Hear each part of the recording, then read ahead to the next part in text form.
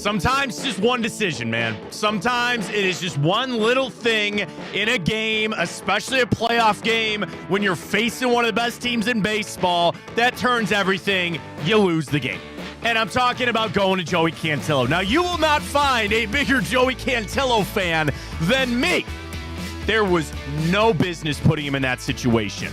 None whatsoever.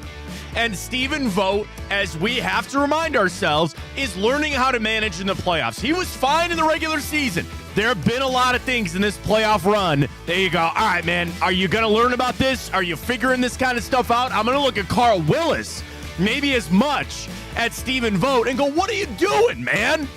That was not the situation to bring him into. We'll discuss that. I think there were some positives to take out of that game last night with the Guardians, and we're back at it today. I'm not going to sit here and wallow in that loss. You're right back at it today. Oh, it's Garrett Cole. F Garrett Cole. Screw him. Screw the Yankees. Get after it tonight. Come on. This ain't over yet. We're not done. Can I say the same thing about the Browns season? I don't know. We'll get to them too. We all know what's going on.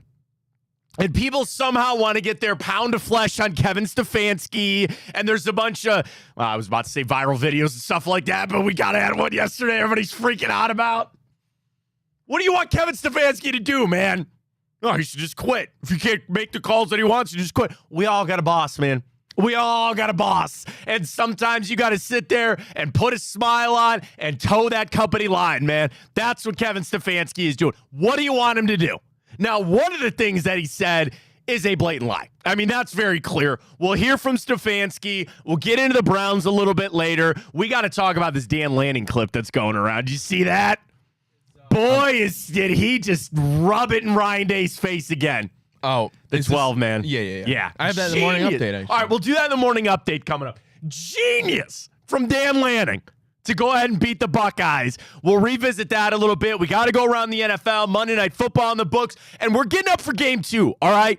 We're going to talk about last night. We're going to be critical, but I ain't sitting here crying about yesterday, all right? You got to get back on this tonight. I know you're facing Garrett Cole. I don't care. Get after it. Even this up and bring it on home. So we're nothing but positive about the Guards as we get ready to go for that. We got 2 for Tuesday. We'll get to the bracket. We got the grid. We got the morning update. We got it all in a 2 for Tuesday right here on Big Play. Welcome to the show, everybody. I am Matt Fontana. He is Ryan Tyler. Good morning. Happy to have you alongside. You can always be following on Twitter X.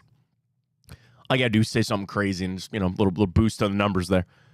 I said the Browns deal for Deshaun Watson will set this franchise back further than Art Modell moving the team. I don't think you're wrong. I think the reason people jump on it and say that it's crazy is because of the I'm trying to think of the right word, the stigma of you losing your team. Yes, obviously losing your team is worse in sense of you having a bad signing, but you're not wrong when you talk about how it set it back. In essence, right. Yes, you got your team back in 3 years, and yes, that did stunt your growth as a franchise. Of course it did. But this has repercussions that will last longer than that. So just to start there, we're going to get to the Guards, but I got the tweet, so they go, we'd rather have a bad team than no team. Yeah, you're right. You are 100% correct on that. My point is exactly what Ryan is going to. With this deal for Deshaun Watson, at the end of this, you will have wasted prime years of Myles Garrett. You will have potentially fired your head coach. Now, we fired Bill Belichick. When they left, they got rid of Bill Belichick, who went on to become the greatest NFL head coach of all time. So that's not quite apples to apples. But if this goes the way that I think it might go, you are not only sacrificing prime years of your elite players, it is going to sacrifice who I think is a good head coach and a guy that can take you there. It might sacrifice you a good general manager. Take that for what you want on Andrew Berry. And the final thing, and I want everybody listening to this. This is not me being some bro and being out there saying I'm still on his bandwagon, but you got rid of a guy that you know can play. You moved on from Baker Mayfield, who everybody, when he left here, people told me he couldn't play in the NFL. And there's a clip that somewhere in the archive out there, when I said the Browns could win a Super Bowl with Baker Mayfield, I believed that because he wasn't Patrick Mahomes, he wasn't Lamar Jackson, but I said if he could just play this role, do this specific thing with all this talent around him, you could do it. Watch what he's doing in Tampa now. When you add up those things, you have wasted prime years of your elite players. It might cost you your head coach, your general manager, and you jettisoned a guy that I think you could have won with, let alone all the draft picks of guys that you could have had, let alone all the money that you couldn't sign free agents with and won't be able to do it in the future for jack squat nothing. This isn't even that Deshaun Watson got you to the first round of the playoffs. You are going to finish this out, most likely doing all of this for what? Meaningless wins. Nothing. There's a chance he ends this with a below 500 record. I'd rather have Brian Hoyer here at that point. And to your point, Matt, I will add that this whole thing will undeniably leave a stench on the Cleveland Browns franchise in terms of not only just a media outlook on it, of course, like us, we talk about it nationally, but players as well. Nobody wanted to come to Cleveland regardless. I understand that. Yeah. But this is just the cherry on top of it all. Well, and now we're in this hell of this. It's dude, this is so pivotal this week. I know it's Cincinnati, they're a really good team and all that, but if this continues to fall down the way that it's going, you're going to have the leaks and you're going to have guys starting to cop out. You're going to have Amari Cooper asking for trades. Like, this is the balance that you're on right now. And I want to talk Browns later. I do want to start with the Guardians, but I need to get that out because, again, we sent that tweet out and I believe it. And people tell me, oh, you don't remember when the Browns left. No, man, I remember. I was there. Yes, I was there. Somebody said that. And somebody I was like, said, you want to know not what? so fast, youngster. I was like, you know what? They were talking to me. I was like, I'm not the one who said it. Right. Ryan wasn't there. I was, man. I don't know. You know what? I'm going to take that as a great compliment. That I'm not 35. I'm 25. Sure. Tell my kids that. Because they age me faster than anything. I was there. Now, do I remember the inner workings of all of it? No, but I was there, okay? I remember it.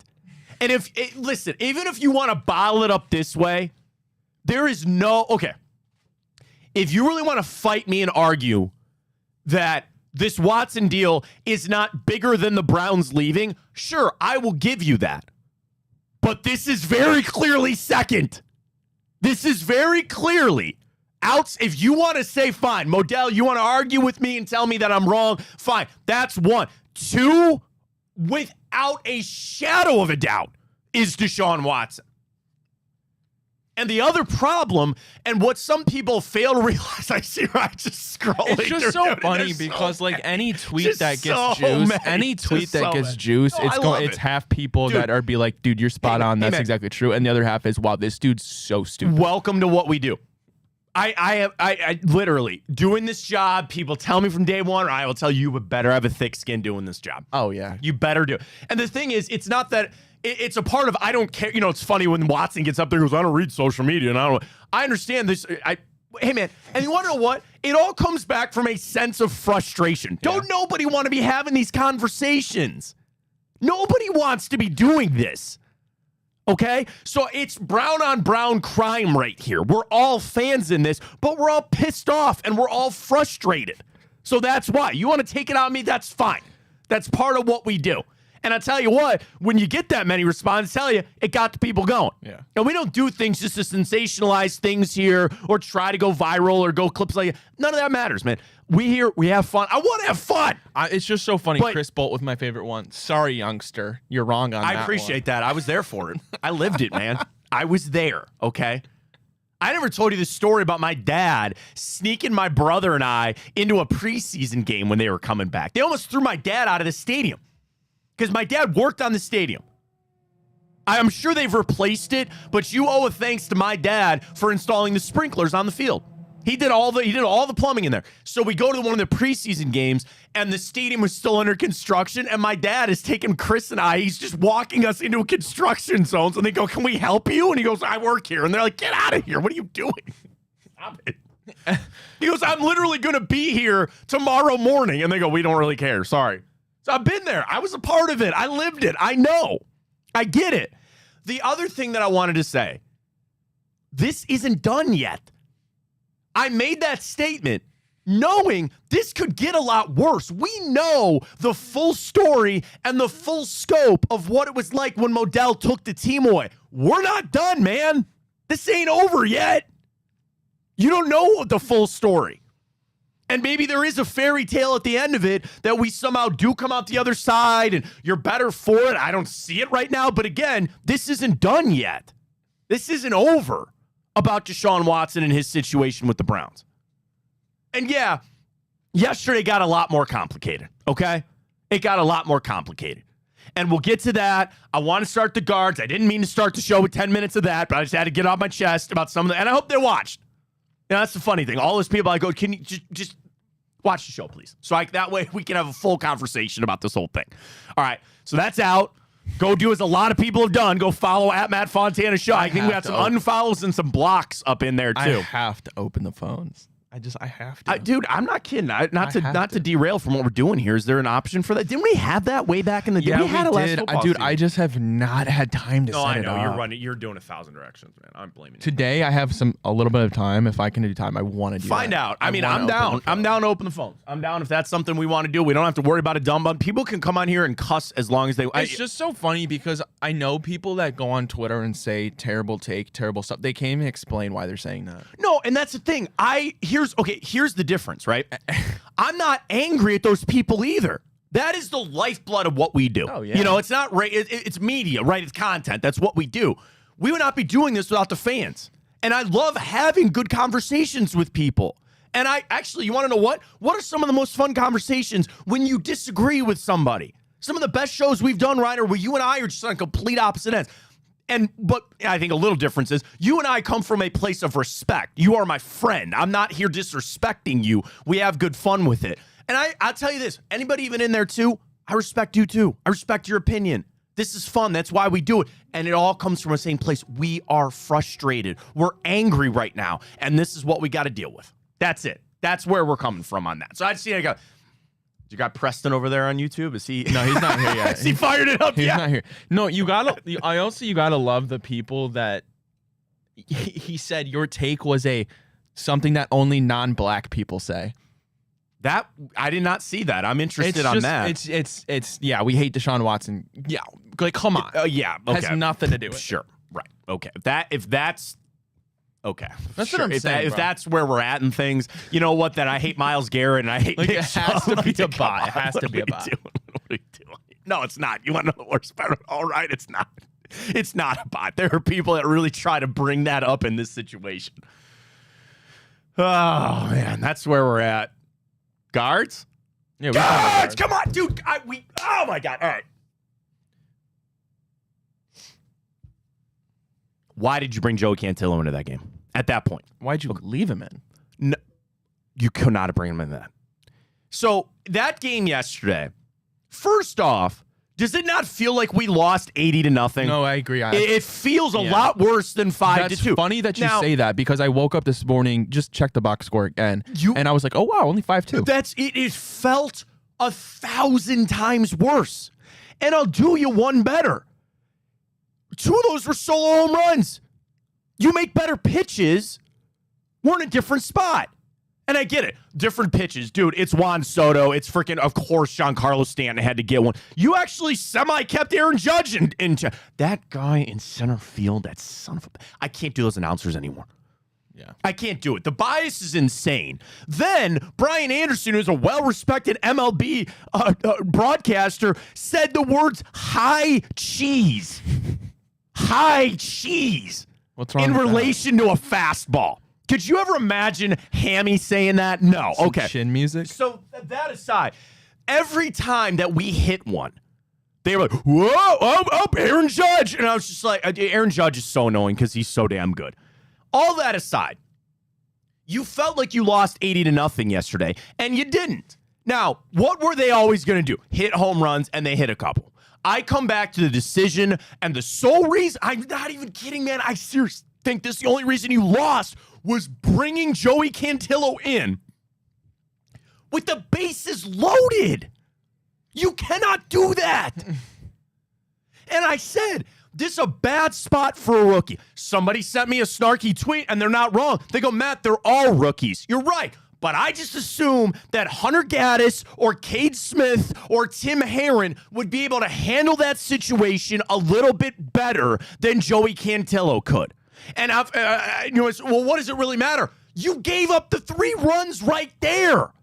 Him spiking pitches. And I could bitch about Bo Naylor and saying, how do you not pick those? The one he picked, it just came straight out. It's the new wave in baseball. Not to really get down into it, right? All these guys, they don't do the regular squat anymore. Yeah. They all do the knee down, knee out. And why? It's because they want to protect their knees. And maybe this is a more efficient way. I don't know. Austin Wells didn't have problems blocking balls from that way yesterday.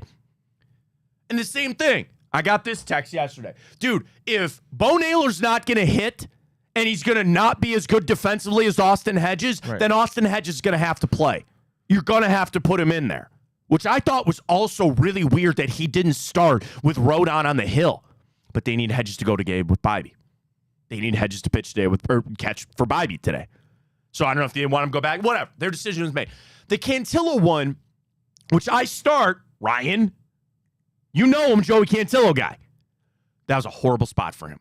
You had to put somebody else in there. Now, could they have hit a grand slam off of somebody else? I don't know, right? Any of that could have happened. But putting him in there, you want to bring him in for the next inning, because what did they want? They said, we need some length here. We're going to need some length. They can't pitch Gavin Williams, because I really think Gavin Williams is going to pitch game 4. I really think he's going to have to, or even maybe Boyd. I don't know. I'll tell you this, Gavin Williams starting a game in this series. There's no question on that. So they didn't want to throw him there. I get it. You wanted to go with Cantillo because he's a former starter. You can get some length. Put him in there the next inning. Bring somebody in to get you out of that situation, because that is where the game was lost. And you could try to tell me that, okay, they scrapped around some, meaningless runs later in that, all fine. That was the whole change in the game right there. And Stephen Vogt is going to win AL Manager of the Year. There is no question on that. But that's for the regular season. And there is a part that I don't want to say I'm happy. He's going to have to learn some of this stuff, and maybe it will arm him better for the future. And then people say, well, how you know you're going to get there again? How you know you're going to get there again? Fine, I get it. I would have hoped he would have learned a little bit more from the Tigers series. That's where, honestly, man, a lot of my focus today is on Carl Willis. What are you doing? You have been there.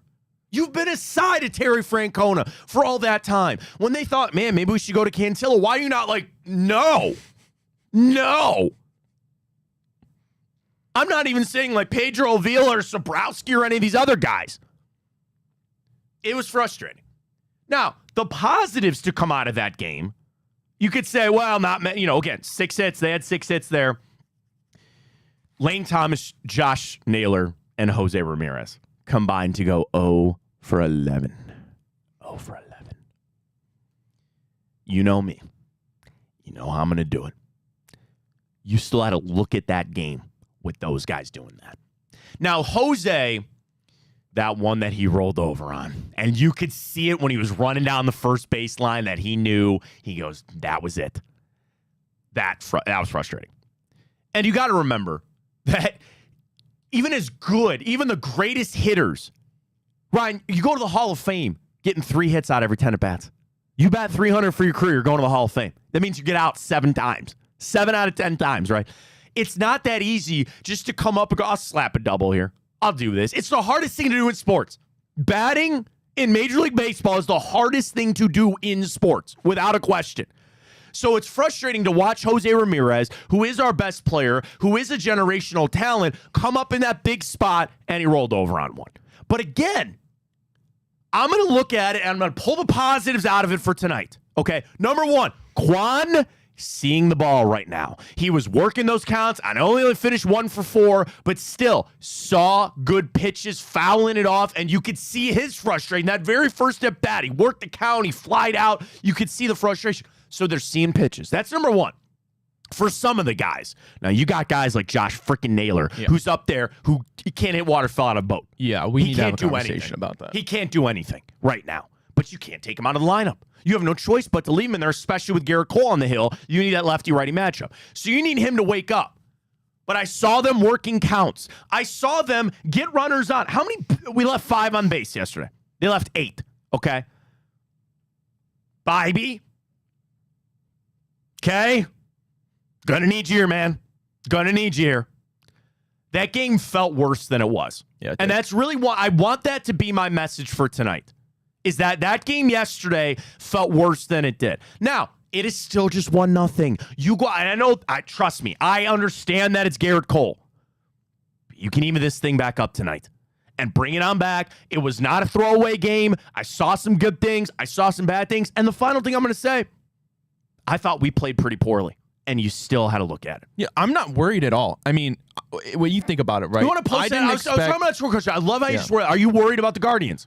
I'm not. I really, no, I'm not dude, they got a game on you. Okay, fine. And I get that you're upset or you're maybe a little afraid because it's Garrett Cole tonight, but I don't think we played a particularly good game yesterday. You lost 5-2. Yeah, I mean, on wild pitches, you handed them 3 runs. I don't expect to win in the Bronx when I'm starting Alex Cobb. Now, would that have been a bonus? Yes, I would have loved to. But at the end of the day, right? I mean, you need Josh Naylor to step up. When you're playing a team like the Yankees, they have Soto, Judge, Jaco Stanton. You have to have Josh Naylor because you can rely on Lane Thomas, who's been playing great, and you can rely on Brian Rocchio, who's earning himself some cash this postseason. But at the end of the day, you need Josh Naylor to do something. Imagine the Yankees lineup without Juan Soto. That's your juice. Yeah. And Jose Ramirez needs to step up too. But when you can't rely on Bo Naylor to get a hit, who has to get out of the lineup if he's not going to block, you can't count on Andres Jimenez to hit his weight. You have to have Josh Naylor in there to bring the juice. You have to. Yeah. And if that doesn't happen, you're not going to win this series. But we know that. Right. And it's also, that is the blueprint for the Yankees. They had 2 home runs, but it's not even like, I mean, I would say overpowering. Okay, Soto was 2 for 3. You had a sac fly from Judge and a walk, and Stanton was 1 for 3. Okay, with the home run. That's what their name of the game is going to be. And you got your 1 home run. You did. Going to need another one tonight. But, like, you're starting to realize, like, I love John Kenzie Noel, and I know he's not going to play tonight, but, like, you know, you got deficiencies, okay? You're going to have to overcome some of those, and you have some really young guys that you have put in some really tough positions. I'm going into tonight. I'm gonna sit down like I did last night, and I'm going to expect the Guardians to win this game. I don't think we played particularly well. There were some positives to take out of it. And if the Yankees want to start lining up their ALCS parade, go ahead. I still want to stick it up their butt. But I think that is the most frustrating part. Like I said, I'm not worried, but there's still room for frustration, is because what's the key to winning deep in the postseason? It's you need your back half of your lineup to contribute. Yeah. No, you have to. And currently, 100%. You're getting that from Brian Rocchio. I understand Bo Naylor isn't doing anything, and Andres Jimenez isn't very good at the plate. But you're getting that out of Brian Rocchio, right? You need that piece to be there, and it's frustrating that, like you said, Jose in this game particularly wasn't great. Well, hasn't been great really all postseason outside of a few at-bats, and Josh Naylor, who's been abysmal. If they step up, you have the pieces there to go really deep. Here's the thing. You got your contribution from Brian Rocchio. You feel like you need to take advantage of that, right? That's kind of what you're feeling. Like, again, bottom line, Jimenez had a hit, Rocchio goes yard. Those are games that you look at and they go, dude, if you get that, you should win that game. It's like a special teams or defensive touchdown in football. When you get those, you should win. Those are bonuses. You should be able to use that to win some games. We'll get to the Browns in a second. You didn't get that yesterday. What I'm saying is you got that, but you didn't capitalize when you really needed it to. The other question I got to have, too, is can you start Alex Cobb again? Is that something that you've tried this? They had to go out there for the medical check or whatever that was, checking on his finger. It was a cold night, all that. You're at this point, I'm sitting here going, all right, I'm about done with Alex Cobb. Now, you might not need him again this series, and God help us if hopefully we'll get to the World Series. I'm done with Alex Cobb. Well, you know, I'm done. I'm done. I'm not trying to rip him. I'm not trying to make fun of him. I'm not trying to bring up this. Okay, you tried the best you could to get him and Matthew Boyd and all that other kind of stuff figured out. I'm done with Alex Cobb. So then what are you doing? You're starting Gavin Williams? 100%. And what 100%. And what if he goes out and looks worse than Alex Cobb? At least he's a rookie or a younger guy. Like, I'm not saying that. Here's the thing. Gavin Williams will start a game this series. There are people that really feel like Gavin Williams has the best stuff of any of the starters. Well, he was for the Guardians, to. but he is so wildly inconsistent. At this point, He's supposed to be the best out of these guys. he's got filthy stuff. At this point, visual here for you on the show.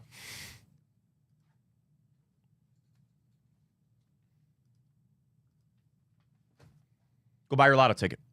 Bro. Go buy your lotto ticket for Gavin Williams. Is that the winning one? Yeah. Go buy your lotto ticket. Go buy your lotto ticket and cash it in for Gavin Williams. I would rather take that chance than watch Alex Scott pitch again. No, and that's fair. He's done. That's fair. He's done. And the thing is, the Guardians also, again, searching for some positivity in this. You didn't have to pitch any of your guys. That's another thing, too. Well, that's what You're still set for tonight. You're still set for tonight. Now, here's the problem, right? Is that not just going to gnaw at Stephen Vogt where he goes, dude, Mariano Clase hasn't pitched in 3 days? Well, do you think and you might throw him anyway with the off day, and that's fine. But, like, if Tanner Bybee is pitching well, that's going to be, you know, in the, like, it almost screws it up better or screws it up worse. What I'm saying is if Bybee was pitching well and you throw all your guys, you're like, well, we got no choice to leave Bybee out there. Now, the flip side of that coin is you leave him in there for one extra guy like you did in the Detroit series and he smacks a home run. Then we're going to be bitching about that. But you have your full contingent for tonight. You have everything for you tonight. If Bybee, and I know it's a big ass, gets you to the 5th inning, the 6th inning with 1 run, then you could turn over to the bullpen. Got to look back on the bats. But again, the full contingent of your guys ready to go for tonight. Another positive for tonight for the Guards. That's all I'm asking for. That's it. Come to Lakewood Truck Park. Be there tonight. 5:30 again. Here we are. Here we are. Oh, They had what was it yesterday? Original steaks and hoagies. Yeah, that was it. Sally's Kitchen tonight. Sally's. Oh wait, they're only there for the afternoon. Oh no. I'm a week off. I'm sorry. Today's the 15th. Dude. Here we go. Oh, my God. Have you ever had Boss Chicken Beer? Yeah. They're there tonight. They're in Cuyahoga Falls, right? Yeah. Well, there's one there, and then there's one out way out in like Westlake, bro. I just went there for the first time a couple months ago. So delicious. They're so It's good. so good. So they were partnered with Emmett over at ESPN Cleveland. So Emmett, wow, dude, it's so good. Gave me a gift card, and I went out there one day. I got a chicken sandwich. Oh my God, is it not delicious? With pineapple on it. Yeah. Oh my God. Yeah. Then the one out in Westlake, they got some craft beers out there too. So tonight is Boss Chicken Beer. Samurai Dynasty's there in the morning. Go over there for lunch if you want. But tonight is Boss Chicken Beer. I could mess with some of that. That's good stuff. Sit down, have a Lipton hard iced tea, listen to Jensen and Gab and Padone, and have some Boss Chicken Beer. They'll be there tonight, 5 o'clock, 5:30. Get there at 5. Doesn't matter. Get there 5:30 tonight for our pregame show with Jensen and the crew. Boss Chicken Beer going to be there. It's going to be awesome at Lakewood Truck Park. All right, a question is up. Got to vote. I said no. Are you worried about where the Guardians are at right now? Hey, man, that's how it kind of goes. We're all good. Right? Oh, no. You said no, I'm right? Not worried. Hooperazzi, I'm still ducking wild pitches. Yeah. He goes, only Clee says, I was worried before game 1. I think it's just silly and unreasonable to be worried. No, and that, okay, I honestly thought about a question this morning. You and I debated, but it's like, okay, it's a negative one because you know how it goes. But if this went bad and you ducked out in the ALCS, would you feel good? Like, would you be happy with that? I think most everybody would say, yeah. Now, you watch how this series goes, and you're giving them wild pitches and runs, you're going to feel really pissed off. But yes, there is a sense, which is hard because I think that's a negative one in sports of like, well, I'm playing with house money and all that kind of stuff. Like, no, I want to go out there and kick their fucking asses. That's what I want to do. And I'll talk about what happens after all of that. But we're not like, okay, we're not done. We're not done. Okay? We're not. You lost game 1. I don't think you played all that well. You got maybe a little of the jitters out, and you go for tonight. You need Bybee on that hill. You need him to pitch his ass off, and you got to score some runs. Garrett Cole is not impenetrable, okay? You want to know what? Watch the tape from Tariq Skubal. Tarek. Sorry. You smoked him. Now, I'll make sure I'm right on this. Stand by. What did Tarek Skubal have coming into that final start? he was untouchable, okay? In Garrett Cole's 2 starts against the Royals, 5 innings, 3 runs, 7 innings, 1 run, okay?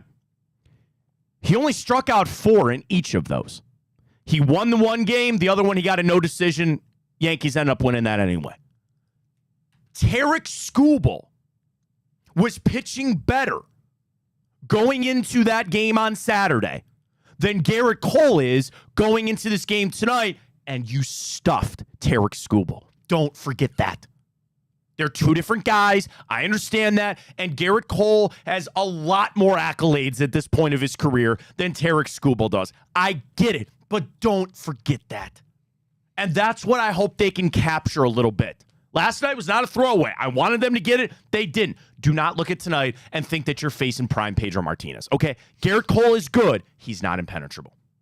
Get some runs on, run, and get after it. And we'll be talking about a 1-1 series tomorrow. I truly believe that. All right, our Twitter question is up. Vote and follow at Matt Fontana Show. Check us out there. We're also up on Instagram, Twitch, and everywhere that you need it. All right. Kevin!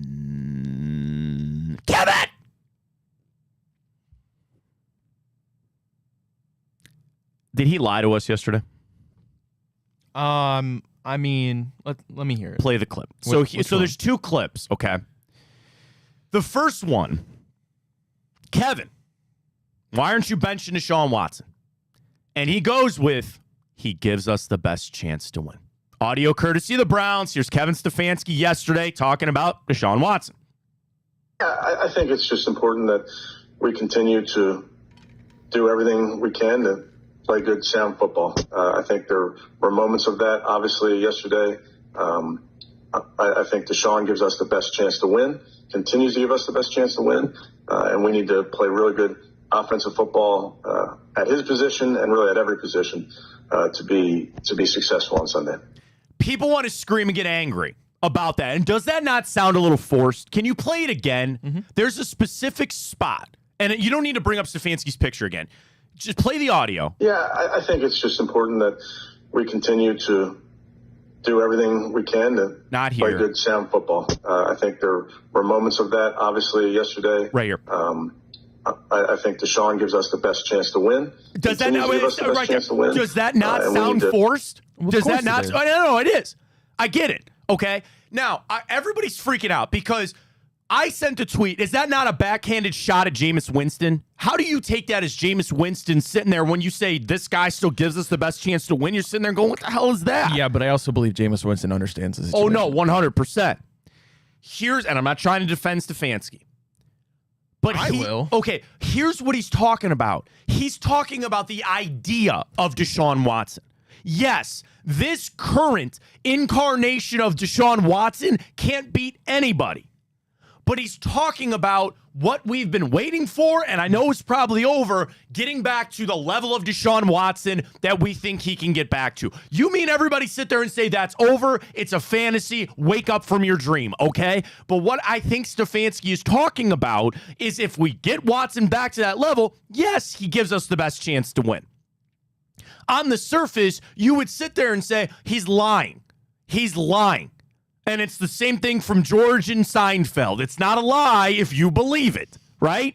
He believes that Deshaun Watson gives them the best chance to win because he's talking about the idea of Deshaun Watson. That might not be based in reality at the moment, but he's talking about what Deshaun Watson could be or maybe should be. Now, again, you mean everybody say that boat left the port a long time ago, man. That is over. But they have to hold on to that because they don't have another choice. Let's play the other clip from Stefanski straight. Hang on. For some of you people out there, too, that take the undeserved shots at some of the media, you better give them their flowers when they deserve it, too. Mary Kay asked a straight, pointed question that we all wanted to ask. So some of you need to shut the fuck up, all right? I get it. I've been out there for a long time. There's a lot of people out there I have a lot of respect for. And nothing pisses me off more than when people are sitting there saying, this is the media's fault. This is media-driven. You want to bitch and moan about? You better give credit where credit is due when she asked a straight, pointed question on that. And it's the one that we all needed, and that's why Mary Kay is one of the best. That's why she's so good. So you better give her that. Mary Kay, I don't get caught up in narratives. Real quick. Sorry, not to pause it. Sorry. The question was straight. The narrative that the Haslams are forcing you to play Deshaun Watson. Here's Kevin Stefanski audio courtesy of the Browns. As you know, Mary Kay, I don't get caught up in narratives. But we have a good dialogue with myself, Andrew, ownership about all things that have to do with this team. They've been nothing but supportive, and any decision when it comes to football is my decision. I believe that. Let's not freak out. That's life. We all got a boss, man. Yeah, but that's not what he said. But what, Ryan? You, me, and everybody know what's going on. Okay, we all do.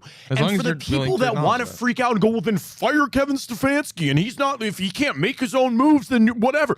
Bro, everybody answers to the owner. Everybody.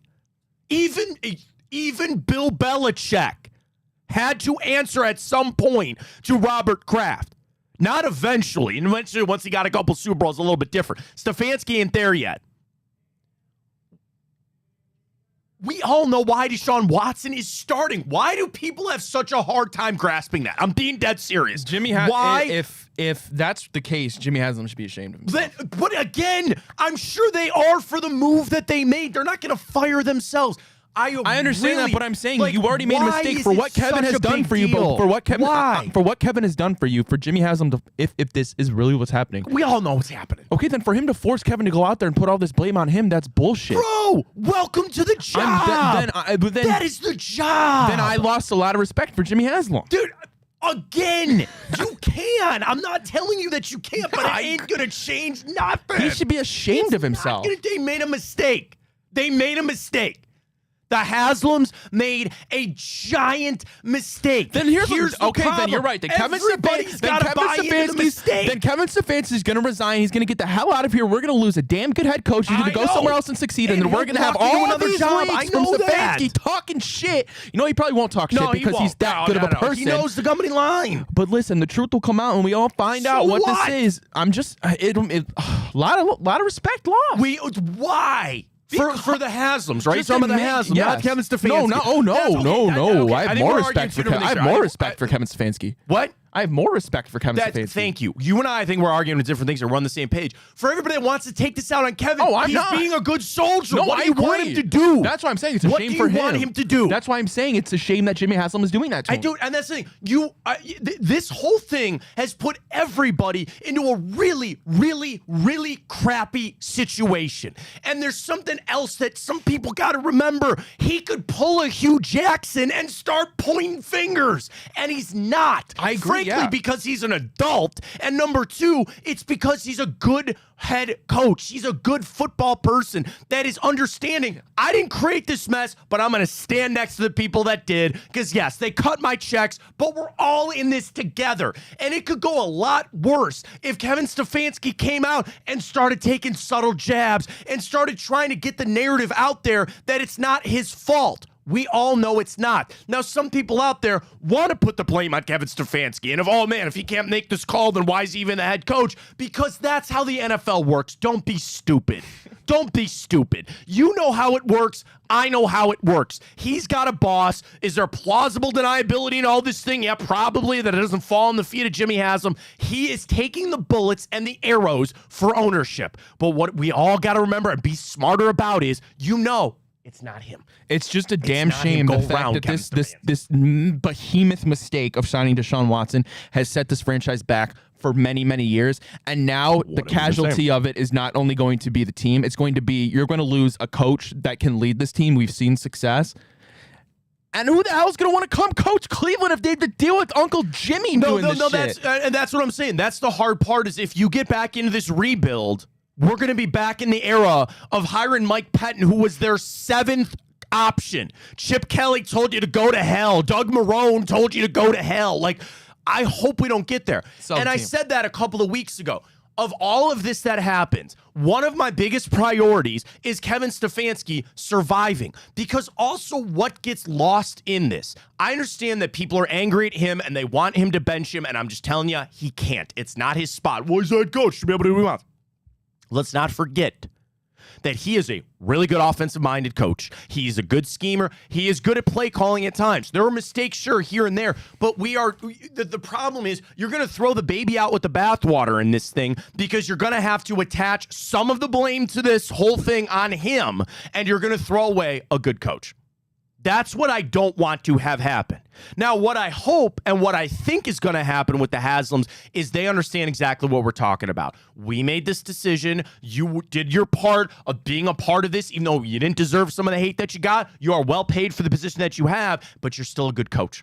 But here's the thing, Matt. Even if that's the case, and even if that's the case, though, do you really think Kevin Stefanski, after dealing with all this, is going to want to stick around? He could go get a head coach job somewhere else. Well, eventually, if me and you know the realities of the situation, everybody in the NFL knows the situation. 1,000%.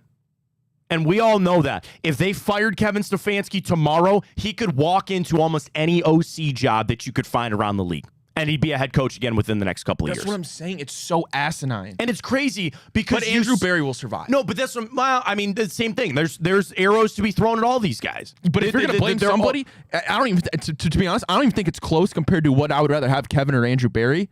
I think it's hands down I get Kevin. it. That's what I'm saying. Because you get Berry... Again, here's the thing. You can strip away Deshaun Watson and still give a grade to Andrew Berry because you're like, what did you do with Michael Hall? What did you do with Jamari Thrash? And to be honest, it's not a good grade. It's all been a good grade in theory. Sure. But what you can't do is strip away Deshaun Watson and try to give a good grade to Kevin Stefanski because he's trying to win with one arm tied behind his back. That's the hard part of this, is that now how bad Deshaun Watson is playing, you can't get that honest evaluation of Kevin Stefanski. We already have it. We've had it the last 2 years. But people want to forget that. And again, I am on your side with that. I know. You're right. But there are people, and I understand that this is a year-to-year league. This is a week-to-week league. I can't go back to what he did 2 years ago. I can't go back to the fact that they won a COVID freaking playoff game. He wasn't even there. People love saying that. You don't even win a playoff game with him. Sure, I get it. But the thing is, of all the blame that goes around, it serves no purpose to try to sit here and point to individual people, because all that's going to do is further the dysfunction, frankly, expedite some of the dysfunction. They all got to own this. They all have to own this. So if it really bothers you that Kevin Stefanski yesterday said, I'm making this decision, and he still gives us the best chance to win, and if you cannot look past those words, if you cannot read between those lines, I don't know what to tell you. I don't know what to tell you. And if you want to sit there and try to tell me like, well, man, that's not a head coach and a head coach should have power. He's not freaking Andy Reid. Okay? He's not Andy Reid. He's not somebody that can walk through there, and he still has a boss, man. He is still young in his NFL career as a head coach. And I understand you empower these people to make these decisions and all that kind of stuff, and I get it. There's bigger forces at play here, and I don't know what to do. I don't know what to tell you. It's just not how it works right now. It's just not. It's so silly to me that people are so quick to throw away years of evidence that we know this guy can coach a football team. It's like we've seen him. And the best analogy I'm trying to think of, it's you have Da Vinci, right? He paints the Mona Lisa. Okay. Did he do the Mona Lisa? Did he? Right? Yeah. I think he did. Sure. Ruin my analogy. Okay, go fact check me so I don't look really stupid. Not the Nat King Cole song. Sorry, Mona Lisa. It was definitely Da Vinci. It is Leonardo da Vinci. Yeah, damn it, Matt. Anyway, what I was saying, I didn't mean to derail you. You see Da Vinci paint the Mona Lisa. You could be the best painter in the world. You take away. It's a lot smaller than you think it is. Yes, I know that. Yeah. Can I finish my analogy? No, go ahead, sir. You have Da Vinci. Did you know? You've seen him paint the Mona Lisa. You take away his paintbrush, you give him a screwdriver. You expect him to paint the Mona Lisa again? No, that's what you did when you gave him Deshaun Watson. Last thing on the Mona Lisa. Do you know that's how Leonardo DiCaprio got his name? His mom was looking at the Mona Lisa. I don't know if a real picture or not. I have no idea. And she felt him kick in her belly. And they named him Leonardo after that. Thank you for that. Take that with you the rest of the day. Thank you for that. Don't ever tell me you don't learn things on this show. Might not be what you want to learn, but you learn something on the show. My only issue with where you're going, the Mona Lisa would be winning a Super Bowl. A Mona Lisa would be. Okay, here's the thing. I'm not I understand what you're going, but that's what I'm saying. Like, I understand that would be the comeback for people that are anti-Stefanski. They go, it wasn't all that great. It was good. He did a lot with a little. He made the playoffs with 5. Wait till we get to timeout. You know what game we won 1 year ago today? The freaking 49ers with P.J. Walker. They came in here 5-0, and I know they missed a field goal. We'll get to it in timeout. You beat the freaking 49ers with P.J. Walker 1 year ago today. Where is that? It's gone. The answer to that question is it's gone. Now, at this point, one thing I will judge Kevin Stefanski on is if he can keep this locker room together. If he can keep these guys motivated to keep playing, to hold off trade requests from players, and to get these guys to actually go out there and try to win football games, because you still have 11 games to go. And that's valid, but that's a damn tough job. I'm not saying it's not. Right. And that's the thing. Much like it's a tough job for him to stand up there, and I don't want to say spew this stuff because we all know what it is, but to stand up there and take it, it's a hard job. That's why he gets paid a lot of money. And that's why I think he's good at what he does. It's all bad. None of this is good. And I can't pack the season up yet. I don't want to pack the season up yet. Am I ready to see somebody else? Yeah, maybe Jameis Winston. I don't know. I mean, that's the thing. I ask Browns fans, sometimes we can be very rational and a lot of times we can't be. It's just understanding we all know what's at play here. You know what's at play here. I know what's at play here. And you can be angry about it. I'm not telling you that you can't, but it's just reality. And sometimes just sitting there being angry doesn't solve anything. We know the situation that we're in. And the other frustrating thing, there is no quick fix. The quick fix is going to win football games. You go win 4 in a row, then maybe we'll start singing a different tune. And as crazy as that sounds, you actually have that opportunity to do it. It's not like you go out there Sunday and the Bengals start with a free touchdown because you're in hell. That's not how that goes. That's why Kevin Stefanski's got to keep this together. And I understand all the metrics, and Deshaun Watson is basically the worst quarterback to ever play the game. Like, if you really read into a lot of stuff, he is literally the worst quarterback to ever play in the NFL in the history of the game. Okay. Probably well-deserved. I get it. Right. That's where you're at. You go, well, you keep playing him. Well, we don't know why they keep playing him.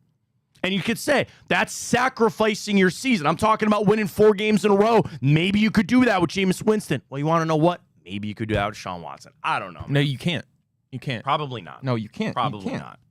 And I just want the opportunity as a fan who spends money and time on this football team to earn that, to be able to see that play out. I get it. And I quite frankly, I like the way Deshaun Watson, I get it. Haslam has to see this through, even though he really doesn't. But it's like you're giving this, I'm getting worked up. I know. I just don't think he's earned any more opportunities to play football again. I don't think anybody should give him the opportunity to play football again. He doesn't. I don't think he should. I think he should go rot in his house. And the other thing, we don't want to watch him play anymore. You know, that's the hardest thing is when we sit down there on Sunday, nobody wants to watch him play football anymore. So you want to cut right to the bone, man. If that's me sitting on my couch, how do you think Amari Cooper feels? How do you think Joel Bitonio feels? Kidding. They sit there and they go, I don't want to play with this guy anymore. And no wonder nobody wants to watch his football team or support. No, and that's like that. I'm still going to do it, though. You know? And I'm going to ask these guys to be professional about it. I get it. And you know what? You lose Sunday and it gets smoked, then maybe you start singing a different tune. I don't know. There is a part of me that thinks they're running him out there to spite him. They're going to run him out there and just say, it's the punishment. You know? But to me, a better punishment is letting him sulk in his own sadness. I know he's got $230 million. He can wipe his tears with that. But listen, dude, whatever. You're going to go down as the biggest bust technically right now in terms of contracts. As far as contracts, yeah, I get what you're saying. And everybody already thinks you're a horrible human being. To me, go rot. I get it. Well, and that's the thing. Then you would turn to him and say, what? Try to rally this man. Like, I don't even want him to have the opportunity to do that. I know, but they're going to keep giving him that opportunity for one ungodly reason or not. And the Haslams will speak at the bye week, and I'm sure they'll give you a bunch of lines about this or whatever, but it's just like, it's where we're at. They're going to keep playing him. I don't know what to tell you. I don't want him to play anymore. Ryan don't want to play anymore. Nobody wants to play. They're going to keep playing him. You invest all that money, even at the detriment of it's okay. Here's the example. Right? It's like in business, right? Where you launched a brand new thing. I can't even come up with a good comparison, right? And this was meant to be your moneymaker. And this was going to be the thing that you were going to turn your business. I think the Browns should start. Give me a business. Just name me a business. Some sort of business. A line of business. I don't know. House siding. Okay, siding. All right. You do house siding, which we'll take any house siding people here on Big Play. We'd love to have you. And let's say that Ryan and I own a company. Ryan and Matt's Good House Siding, okay? LLC. I don't like that name. What do you want to call it? I don't know. Matt and Ryan's Good House Siding. That's what it is. LLC. Check us out on the website. You and I are in business, and things are going fine. Okay. And we have this opportunity to create a brand new house siding that'll revolutionize the industry. Everybody's going to want this new house siding. It's good against the sun. It holds up against the rain and the cold. It's perfect. It's awesome. And we dump all of our business into this brand new siding, and it's going to take us off to our wildest dreams, right? We start installing it. It doesn't stick to the houses. We got a major problem with fasteners. We don't know how to fix this problem. We don't just walk away. Our entire business is tied up in this new thing. You will ride that out right into bankruptcy court. And in the NFL terms of bankruptcy court, that's $230 million. That's 3 first-round picks, and that's what you got to deal with for the next couple of years. You can't get off the train. You put everything into this. And what are we hoping for? That we can figure out how to fasten it to the damn house. And again, at this point, it looks like there is no way, no how that that's going to happen. But we put all of our eggs in this basket. There is no eject button. There is no eject button. And that might ride you up. That's how businesses do what, Ryan? Fail. Well, all of our employees already see that we're totally failing, and now they're on the verge of bailing out, so we don't have a choice. Here's the problem. They're all going to be out of a job. In a real world, in a real job, that business would go under, and you'd be handing out pink slips to people. That's the sad reality. That hits for some people out there. I know it does. That is a sad reality. There are people that are just employees. They've got no stake in this.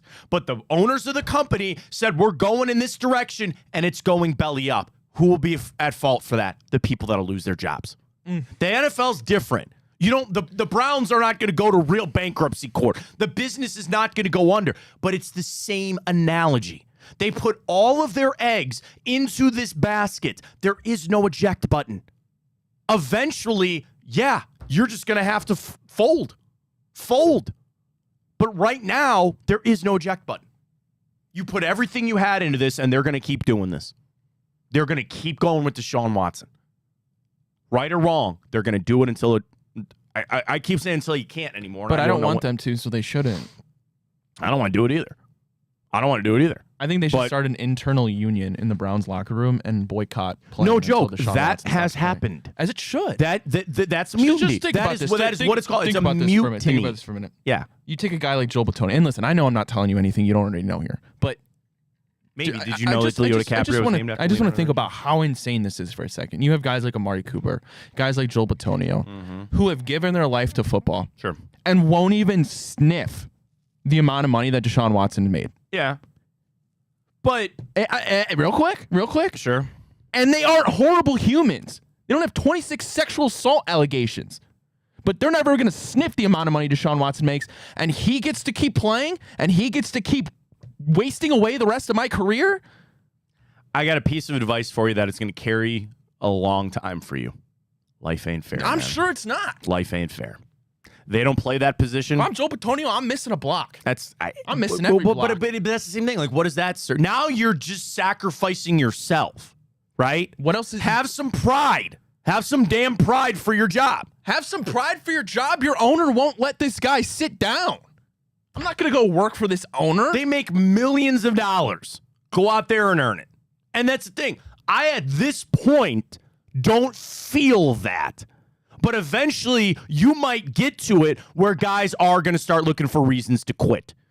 You know, what do you have for the Jags? Their guy was coming out, what was it, Cephas, right after the game? He goes, yeah, guys are quitting left and right. That's what you need to avoid. How Doug Peterson still has his job, I have no idea. But yeah, at that point, you won't have a choice.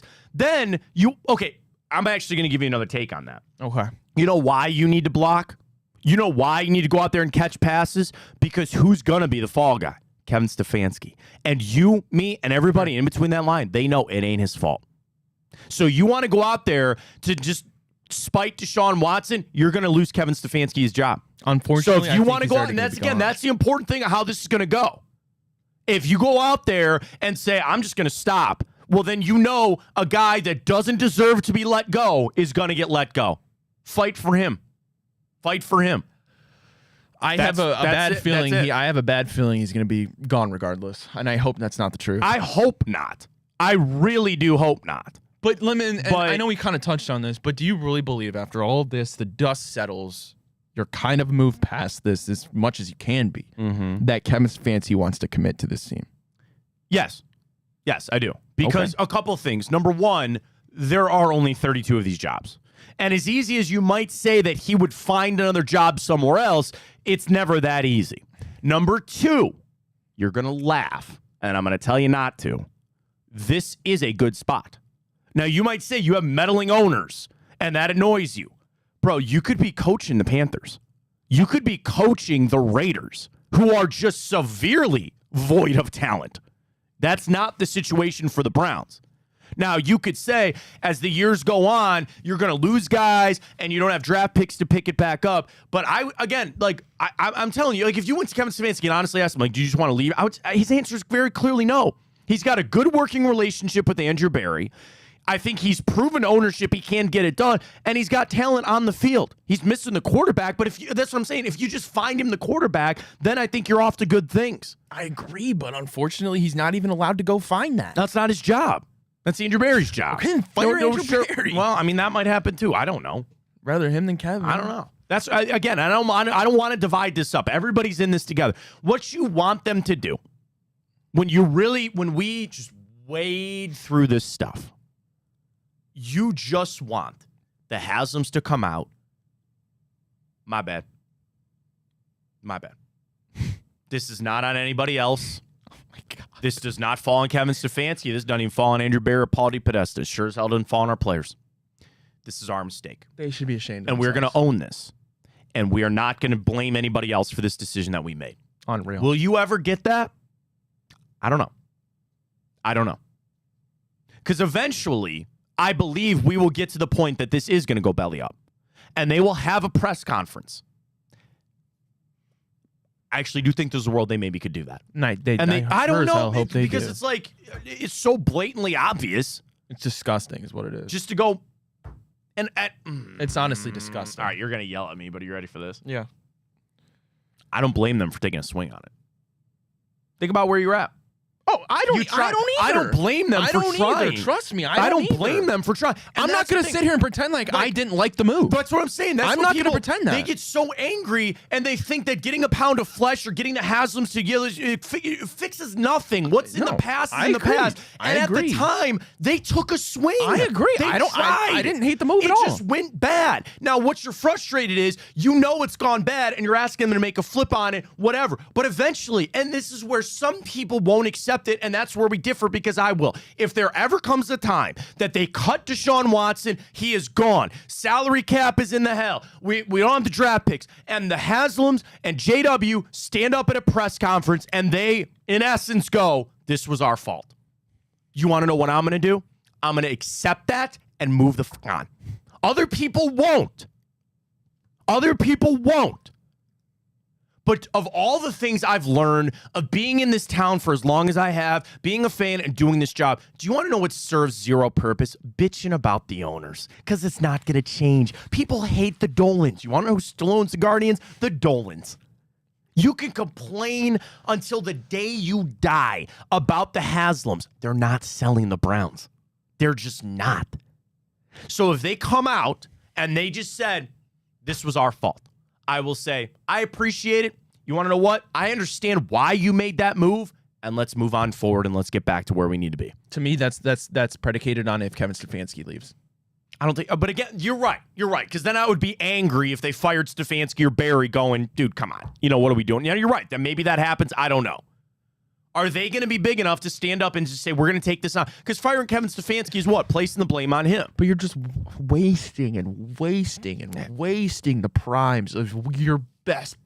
Hey, I mean, dude. They're already wasted. You wasted Joe Thomas's career. You wasted Joe Hayden. You wasted our guy, Josh Cribbs. I'm wearing a fashion faux pas, by the way. I'm wearing white after Labor Day. You're not supposed to do that, but I had to rep our guy, Josh. Please don't tell me you just put Joe Hayden in the same conversation as Joe Thomas. No, but I'm saying just good players that we had here. Phil Dawson, okay? Busting your balls. No, I know. But it's the thing, it is what it is. You rolled the dice and you came up snake eyes. You're going to go back to the table, sit back down, you're going to walk away. Eventually, they're going to walk away. But for right now, they're getting that dice back, and they're saying, just pass line, baby. Let's get it back. That's it. That's all they're at. I don't like Deshaun Watson. I know you don't. And here's the thing. You don't have to. I'm not telling you have to. You really don't have to. It's fine. And that's a factor in this. 100%. There are people that hate him the day he came here. It's fine. I get it. You're entitled to your opinion. It's all bad. It's all bad right now. But complaining about, at this point, it's like, what are we going to do? Oh man, what are we gonna do? I hate to say that. I'm just thinking about me sitting on my couch Sunday.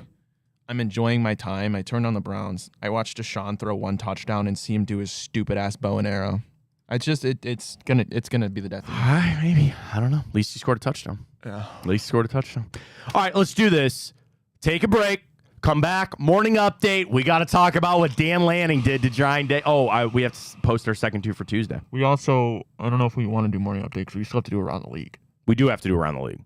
We usually skip morning updates on around the league. Oh, yeah, just do that. Bring up the Lanning thing later, but we'll do around the league. Okay. Second two for Tuesday. Do you blame Kevin Stefanski for not benching Deshaun Watson? I don't even want to post that. We have to do 2 questions and 2 answers, Ryan. It's 2 for Tuesday. Can't leave the people wanting. Okay, should Deshaun Watson be in jail? Well, okay. Okay. That's up to you. You post whatever you want. Send us the break. Post that in the break. We'll talk about it later. We got the morning update. Oh, again, we'll do around the league. We get to the grid. We got all that coming up. Fontana. So what am I asking people? I asked, do you blame Kevin Stefanski for not benching Deshaun Watson? Do you blame him or do you know what's on? You know what I'm gonna do? I'm gonna put a gif of Pinocchio in there because you can't do gifs and a puppet. You can't do gifs and polls. What's stupid? Well, Elon has ruined Twitter. Do you blame Kevin Stefanski? for not benching the freak? Stefanski? For not benching. What did they call him? His cousin Craig or something? Oh. What's that? What was it? Kevin? It was something No, what was it? What was it? Oh, man, what was it? Kevin Stefanski cousin? Ed? No, they call him dad. Steve? Steve, that's what it was. Yeah, Steve. Was it Steve? Yeah, it was Steve. He was accidentally announced as the NFL Coach of the Year, Steve Stefanski. Steve. There you go. Do you blame Kevin Stefanski? If you had to pick a name, Kevin or Steve, for your son, what would you pick? Did you even post the... Did you post... Come on, Ryan. What are you doing? So flustered. Do you want to take a break? Should have copied the text. Do you blame... Let me tell everybody on Lakewood Truck Park tonight. 5:30, baby. Lipton Hard Iced Tea. Back, here we go. I'm not putting the hat on, but here we go. I just put, do you blame Kevin Stefanski for not benching Kevin Stefanski? Do this. Just do... I know you can't hear the mic anymore. Just do this. Do you blame Kevin Stefanski? Just do that. Do you blame Kevin Stefanski for not benching Deshaun Watson? Yeah. Do you blame him for not benching Deshaun Watson? Lipton Hard Iced Tea, baby. Lakewood Truck Park. 5:30 tonight. We'll be there, getting ready to go for Game 2 tonight. Also, don't forget, tonight, Josh Maria Cribbs, the return, our guy. And, of course, Enter the Jungle, James Rapine and crew. Got you covered. Big Play is where you need to go. You need some merch. You want some T-shirts. My brother-in-law, recent birthday. You know what he got? Some brand new Big Play merch from us here. Go to bigplay.com. You'll see it all there. Everything that you need. All the shows. Subscribe to our YouTube channel. Of course, we're up on Twitter as well. Just have Big Play Goat. I did have somebody ask me what was up with the goat thing. I explained that to some people coming up, but... that's another time for another day. All right, let's catch our break. Twitter question is out. We'll get to around the league. Grids all coming your way next. Stay with us. I'm Garage Beer, and this is Bobby Carpenter. Garage Beer. Beer-flavored beer. Beef with an F? Okay, my bad. It's crisp and cool, and it doesn't taste like ass. I'm Bobby Carpenter. I drink in garages because my wife says I don't belong inside. If you like a cold breeze on your bag, drink Garage Beer. It's American, and so can you. Garage Beer. Beer-flavored beer. Well, how do they know I'm doing this? Did somebody leak this out? It's social media. Oh. It's just, that's the way social media works now. I thought maybe you were just running that yap.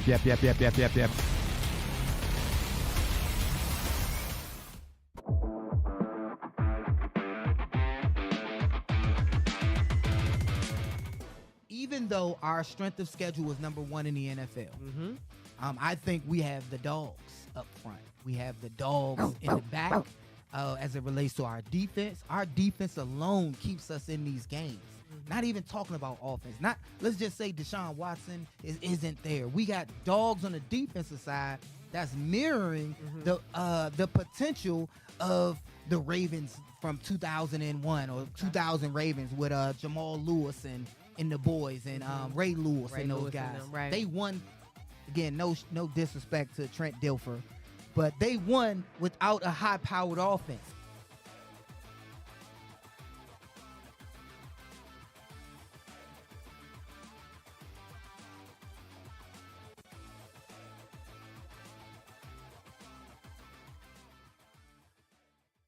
I don't buy into this nonsense, this conspiracy nonsense that he's got his money and he's dogging it. That's ridiculous.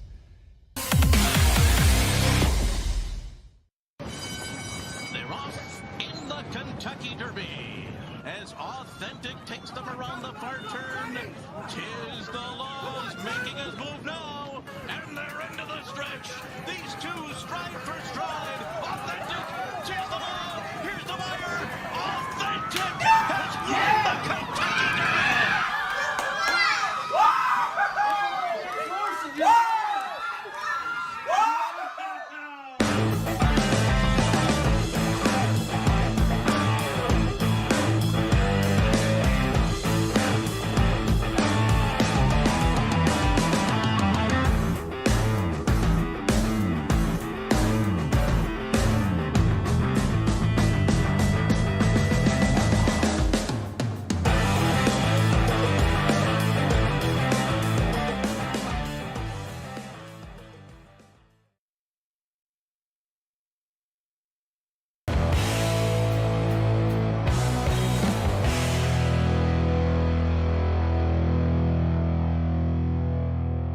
All right, let's go around the league with breaking news. Davante Adams is going to the Jets. Jordan Schultz, the Raiders are finalizing a trade of Davante Adams to the Jets per multiple sources. Anybody shocked by that? Is anybody really sitting there? Hang on, I'm trying to send out a tweet here. GM Aaron Rodgers back at it. GM Aaron Rodgers back at it, buddy. Got his head coach fired. His OC, though, doesn't have a job anymore. Sorry, man. Well, Nathaniel Hackett still has a job, but... Where the hell is this? All right, I'm working too hard to try to send a tweet out.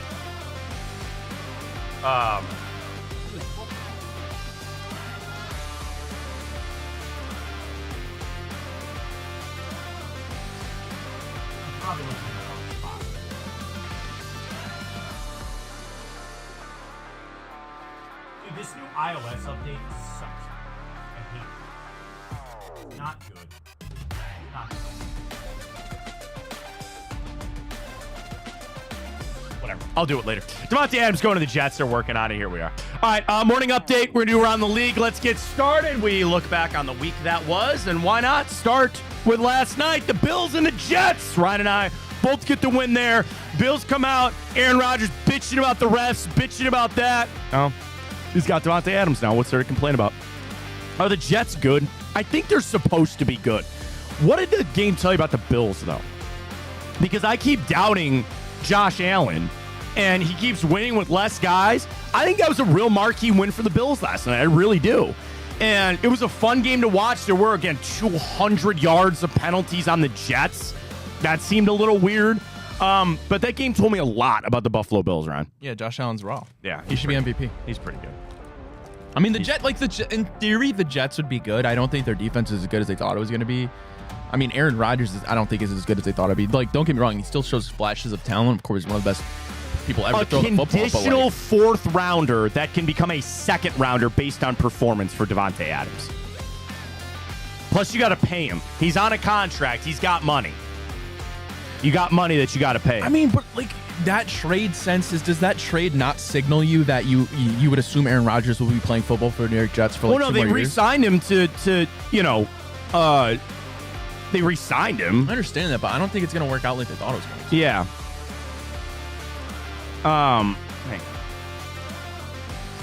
A conditional 4 that can become 2. So let's just play this out that it is a 2. I don't think that's a lot for I really don't think that's a lot for Davante Adams, to be honest with you. I mean, especially it's like, okay, I understand that people want to they want to make some statement about Aaron Rodgers running the team or the Jets are going to do this. And people are already saying, like, wow, that's going to be all that to just miss the playoffs. Like, still, I think Davante Adams is a really good player. You know what I mean? So, like, for me, I think it works. I think that works. So I'm pretty interested in that. We both went on the Bills last night. How does one spell Davante? Davante. Now, the thing is, I don't know. So you say that. Say it again. It was a condition. Say that one more time. A condition of 4. So if nothing happens, they get a 4th-round draft pick. Okay? If he meets certain play parameters, then it gets to a 2. Now, it could become a 3, it sounds like, or I don't know. It's all, they said, based on performance. So, like, let's just assume that it's a 2. That doesn't seem like a lot to me, for Davante Adams. And when you look at, here's the crazy thing. As I watched them play last night, they finally started throwing to to Garrett Wilson again. They still have Allen Lazard, who, again, is somebody that Aaron Rodgers wanted. Like, you have all these guys here. Can't you make it work with them? I don't know. Like, okay, you add Davante Adams to the fold. Why don't you just throw to the uber-talented guys you have? He finds Allen Lazard. Now, it's also, you could really read into what? Who is Aaron Rodgers really pissed off after that game about? Mike Williams. He straight up goes, you ran the wrong route. Maybe that's why. Maybe they just want to get rid of Mike Williams. I don't know. But I think they have talented guys there. Why don't you just throw the football to those guys? What? I'm just thinking, dude. The Browns traded a 2nd-round pick for Elijah Moore. Yeah. I just tweeted that. That is not apples to apples. Isn't it? Hang on. I finally got my tweet. It's going to be a wasted tweet because What?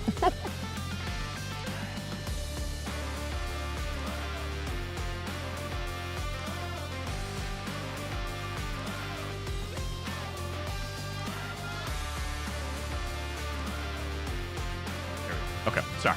All that to send a tweet. We're back. Here we go. Jets making the playoffs, yeah or nay? My tweet was better than yours.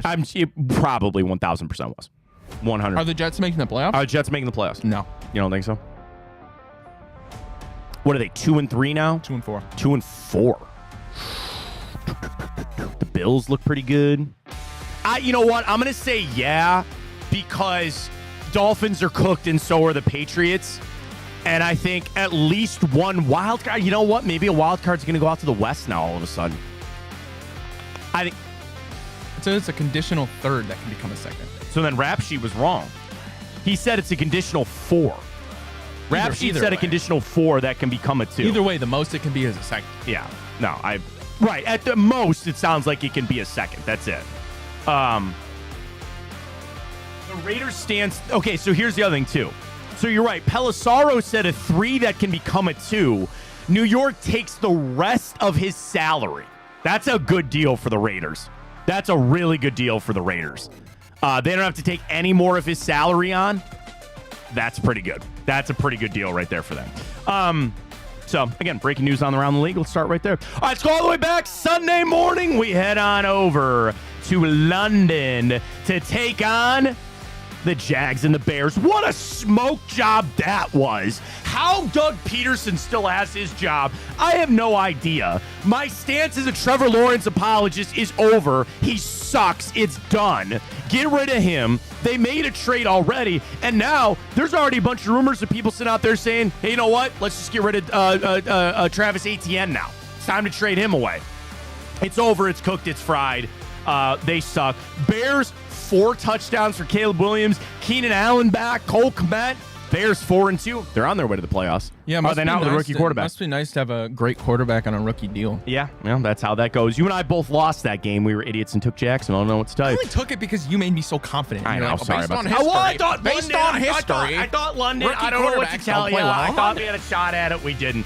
Jane Daniels showed up, but it wasn't enough. Lamar Jackson and the Ravens get it done, taking down the Commanders, and they cover a big 6. Oh, no. It was 6.5. They won by 7. So we lose We both took Washington on that. Lamar only threw 1 touchdown, but that's all right when you turn and hand it to Derrick Henry. 132 yards and 2 touchdowns. Shane Daniels threw 2 touchdowns. Not enough there. Is Derrick Henry the new favorite for Offensive Player of the Year? It's got to be, right? He has to be, 100%. It's got to be. He's on a historic pace. How crazy is that for me? That I thought he was cooked and washed and was not going to be anything there for Baltimore. I guess that was maybe me trying to be a little like wishful thinking on wanting the Ravens to suck. But again, it's not even that they don't even need Lamar to do that. They're just like, dude, hand it off to him. We're done. That's all you need to do. And nobody can stop him at this point. We both lose on that. We both got a win, thankfully, for the Packers destroying the Cardinals. 4 touchdowns from Jordan Love. Kyler Murray, done.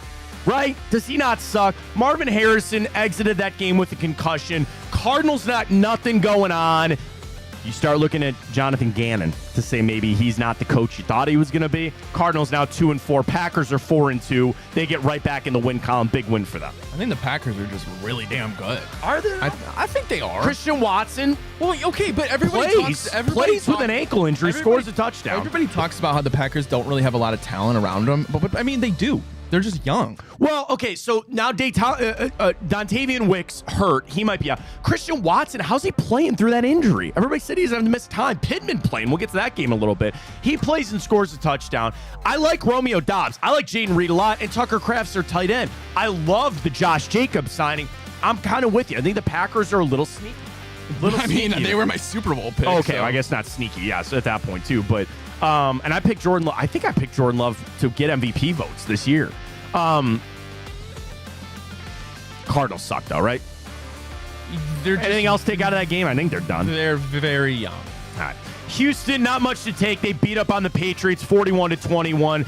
Drake May, though, threw 3 touchdowns in his debut. That's the only thing, if you're a Patriots fan, the only thing you care about. Keep him upright. He did get hit a little bit in that game, but he threw 3 touchdowns, 2 interceptions. That should be his stat line the rest of the year. Threw it 30 times, 3 touchdowns, 2 interceptions. You get to throw picks, learn. I thought that said a lot about Drake May. You flip it over, nothing to take away from Houston. They were the much better team. Joe Mixon comes back, runs for 100 yards, 3 touchdowns from C.J. Stroud. We both took Houston. They easily cover there. I think, hey, man, good for Drake May, and Houston's really good. Yeah, good for the Patriots on scoring 20-plus points, something the Browns still are yet to do this season. That's a good point on that. Good start for him, like you said. Houston has been better than I maybe thought. I thought there's going to be a little regression. I did too. But C.J. Stroud remains truly a game changer. And the Diggs signing has been very good so far. Yeah. Saints are on life support without Derek Carr. They got nothing. Spencer Rattler gets the start, but it was Tampa scoring 51 points, 4 touchdowns for Baker Mayfield. Bucky Irvin runs 1 in. Godwin with 2, 51-26. Now, there was a time, I watched a little bit of that game, the Saints tried to get back into it, and then the Bucs just throttled them. If I'm New Orleans, get rid of Alvin Kamara. Trade him away. Get a nice pick. You're not going to win with Derek Carr missing out a significant time. The Buccaneers are going to run away with that division. Atlanta will be close. I think things are cooked for the Saints, and I would seriously start considering trading away Alvin Kamara, because now also what? Chris Olave's hurt.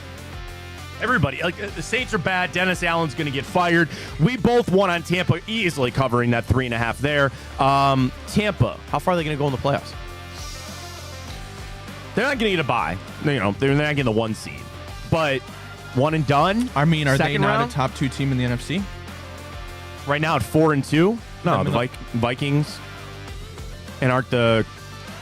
I mean, I'm just talking Lions about... are 4-2, I mean, yeah. record's one thing. Sure, right, sure. I did forget about the Vikings. Oh, you're talking about just in general. I mean, yeah, That's fine. I would say Vikings, Yeah. Buccaneers, and Lions. So I would say they have a great chance to go to the NFC Championship. I sleep on the 49ers, but, you know, they're hurt. They're banged up. It is what it is. I can listen to that 100%. Colts squeak one out with Joe Flacco. 2 touchdowns. Second time this year. Both Baker and Flacco were winners while the Browns lose. 20-17. They covered as 2.5-point dogs. We both win on that one. Poor Brian Callahan, man. They're not good. They're 1-4. Will Levis is ass. They have nothing else to go on there. trying. Tennessee's nothing. I really do not believe in them in any way, shape, or form. I don't think they have much talent on that team. It is what it is. For the Colts, I think getting Pittman, who's going to fight through this injury apparently after they were considering IR, tells you a little bit. And the fact that they're winning games without Jonathan Taylor. The thing is, do you go back to Anthony Richardson? They said they did pregame tests with Anthony Richardson, didn't like where he was at. They think he's going to be good for next week. Do you just hand it back to him when he comes back, or do you keep riding this with Flacco? No, if he's healthy, you have to give it to him. I kind of agree. You have to see I your think you have to do it. You can't bench him. Yeah. Can we trade Deshaun for Bill Callahan? If the Titans have the cap room, if they're interested, sure, I'll do it any way you want. Heart arrhythmia. The phrase for the Chargers' 7-point win over the Broncos. Oh, I was like, Jim Harbaugh. Did you see that about Jim Harbaugh? He had to leave the game with heart arrhythmia. He went to the blue tent. I guess he was just that worried about Bo Nix. I don't know. Chargers were 3-point favorites. They win by 7, so I win that. Ryan, you took Denver on that one. Bo Nix did throw 2 touchdowns, but when he's also your leading rusher, probably not good. Touchdown for Herbert, touchdown for J.K. Dobbins, and quite a few field goals in that one. 3 from Cameron Dicker, the kicker. 3-2 for the Chargers, sneaky or not. Expected. Like, are they a sneaky good team, or you think expected? Expected. I think they're a very well-coached team. I think they have a great franchise quarterback. I think they're a little bit lacking in talent, and that's where it's going to be the deciding factor. Broncos are still 3-3, though, man. Again, I think that's similar to the Chargers. And then are they not on Thursday Night Football this week? Is that a Sean Payton revenge game against the Saints? Is that Thursday night? Broncos Saints, yep. Yeah. Mark me down for the Broncos in that game, by the way. 2.5-point favorite. On the road? Yep. Yep. Yeah, on the road. Yeah, I'll still ride with them there.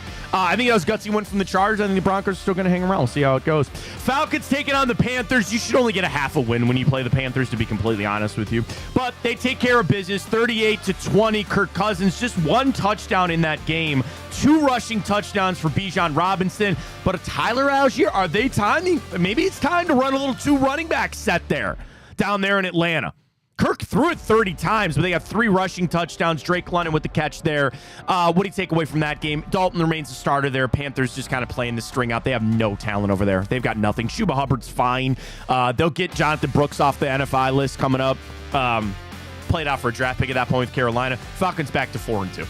Yeah, Carolina, the Titans, and the Browns. I'm deciding who's the worst team in the NFL, and I'm not quite sure I have the answer yet. Maybe in a couple of weeks I'll have that. But the Falcons, 4-2, it's going to be them or the Bucs, no doubt about it. I'm an idiot and took Carolina. You took Atlanta, so that's a win there for you. Steelers and the Raiders. This was a really solid game until it wasn't, and then you just realized the Raiders are ass.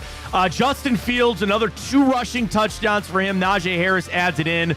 Not much to write home. I'm just waiting to see if Pickens has something to bitch about. Are they not going to get rid of him? Aren't they sick of his crap? But who else do they have to throw the ball to? Nobody. Calvin Austin, Pat Freiermuth. Raiders are done. They're just going to play it out for a quarterback there. We both took Pittsburgh on an easy cover there at 3, and they win by 12. Next up. Oh, my God. Oh, my God. Does Dallas suck? Stephen A. is somewhere geeking right now. Then. Hey, they beat us, bro. Chill. Then they blur out the scoreboard, and they won't close the curtains. Their offense is staring into the abyss of the sun, and apparently they have curtains that Jerry doesn't want to close. Then you know what comes out today about Jerry Jones? He's threatening to fire radio hosts in Dallas. Yeah, he might be worse than Haslam. He admitted that he's happy to be leaving Dallas to go to the league meetings because he's a, quote, it might get bad around here. At least you don't got that, man. Holy God. And I love nothing more than the fact that the Lions took this and just smeared it all in their face. Then they're sending out social media tweets about it. They got Dan Skipper, the old lineman, going in motion. Wow. Wow. I said it about Dallas before the season, and it becomes truer and truer. They have nobody but CeeDee Lamb. Who thought that was a good idea? Seriously, what is Dallas doing? And the crazy thing is, you're right, Ryan. They're still just 3-3. We both took Detroit -3. Could have been -38. Then they would have covered. Goff 3 touchdowns. Montgomery stealing some carries there from Jahmyr Gibbs. Yeah, I don't think that's that surprising, though. You saw him get rewarded with that extension. I guess. Aiden Hutchinson going out. You never want to see that, man. I hate that crap. He's a really good player, but Detroit. Miles Garrett to the Lions for 2 firsts? No, I'm not trading Miles Garrett for anything. For 3 firsts? Nope. 4 firsts? Nope. Okay, you're on crack. Yeah. 4 firsts? Well, at that point, you might have to. Yeah. No. I don't want to. Trust me, that stuff will come up. They'll package Miles with Deshaun to get rid of him. It's absolutely insane. Lions are a force, though. They're the best team in all of football right now. Well, over the Chiefs, over the Vikings. Well, I mean, I guess I technically have to give it to the Vikings. I think they're the best team. Hell of a game. I think they're the best team in football. They very well might be. I really think they're the best team. They very well might be. They can run it. But Kevin they have O'Connell's earned his Amon-Ra spot. St. Brown. They have Jamison Williams and Sam Laporta. They have a really solid offensive line and a defense. And again, I know you lost Aiden Hutchinson. I think they're without a doubt the best team in football. The Detroit Lions. The Detroit Lions. I'm not get my ready vote right to now. claim You're not going to that. crown them? I say they're certainly top 4. They're close. I think they're pretty good. But Kevin O'Connell's earned his flowers. Well, Kevin O'Connell's great. He is really good at what he does. That's where we're at. Final thing for us, Sunday Night Football, Bengals, Giants. Kind of a bad game, to be honest with you. Joe Burrow has the fakest aura I've ever seen. Well, it's like, the Giants scoring 1 touchdown. Danny is a bit Dimes shocking having to considering the run Bengals for defense his is life. The thing that I think horrendous. is the revelation here for Cincinnati is you're going to have to throw to T. Higgins. Everybody's covering up Jamar Chase. You're going to have to throw to T. Higgins. The thing is, they could, the running of the ball. And, okay, it's a crazy thing. Joe Burrow is their leading rusher on a 55 yards, and one of those was a 47-yard carry for the touchdown.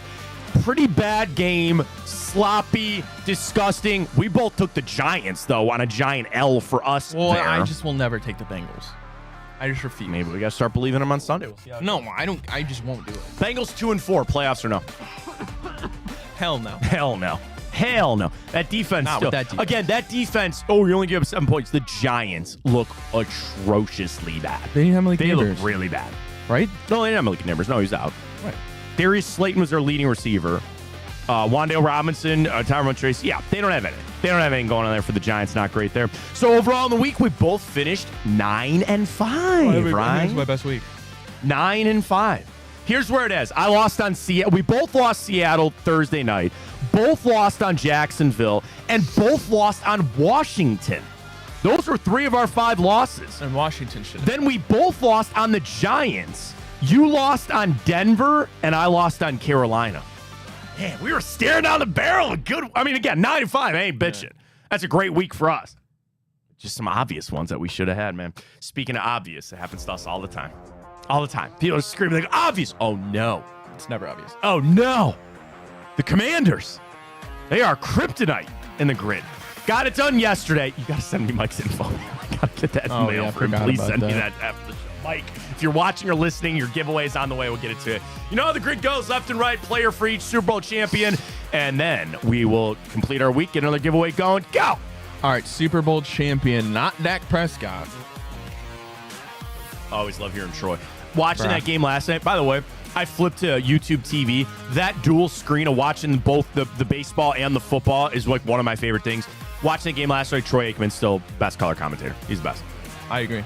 Him and Buck are elite. They are. They're the best. They're the best duo. I'll do Tom. Yeah, because you can do Gronk. Gronky poo. Gronk, buddy boy. Robinson. Jacoby Brissett. Wait. Because he works there too. So do you have... No, don't put him in yet. We'll think of somebody. No, but that's what I'm saying. Which one can we come up with easier? Stephon Gilmore. Pierre Garçon. For what? For Washington Colts, Pierre Garçon. Okay, well, I was going to put Stephon Gilmore for Patriots Colts.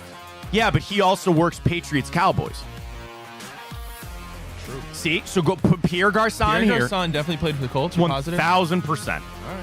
That don't even question. Done. Then you can go Jacoby Brissett here.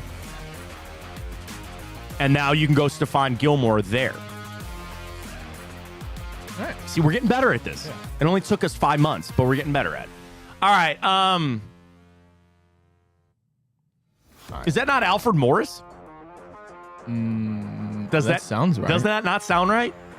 I know he played in Washington. It does sound right. And I'm pretty sure he played in Dallas.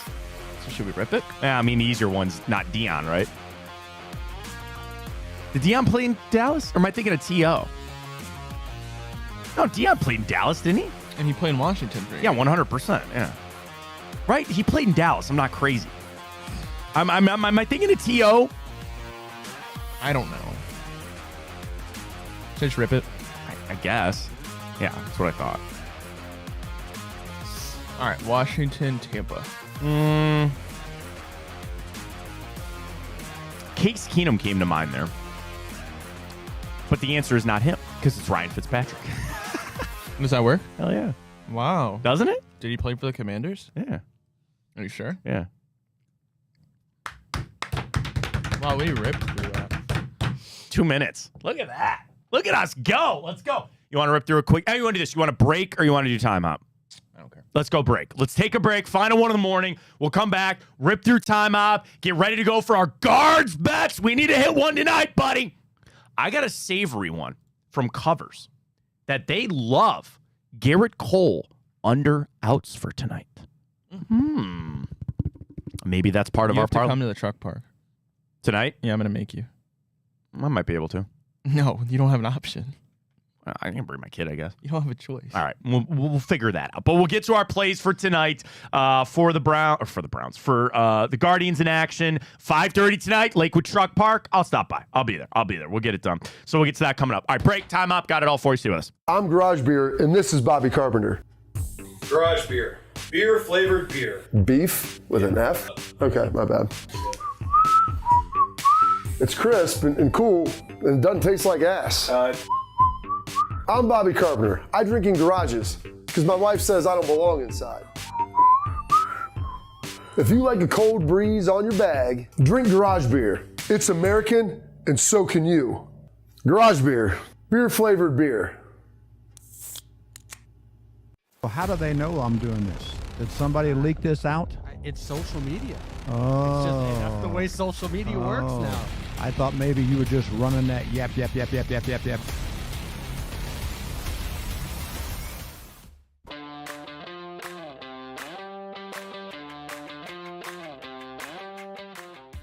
I'm just dying at you right now. Why? Because I can't believe you had the nerve to bring up the NFL Top 100 when you're the one that was okay with it.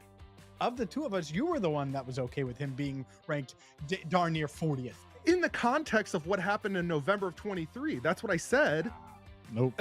Doesn't matter. We're back. We're back, James. We're back. So now this is what needs to happen next. That's it. Doesn't change. That doesn't change my opinion.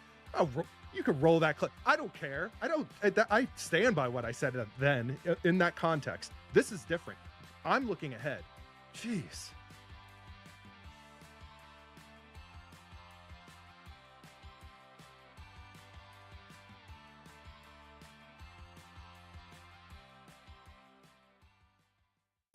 I don't buy into this nonsense, this conspiracy nonsense that he's got his money and he's dogging it.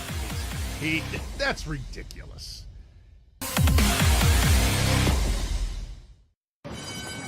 They're off in the Kentucky Derby as Authentic takes them around the far turn. Tis the laws making his move now, and they're into the stretch. These two stride for stride. Authentic, tis the law. Here's the wire. Authentic has won the Kentucky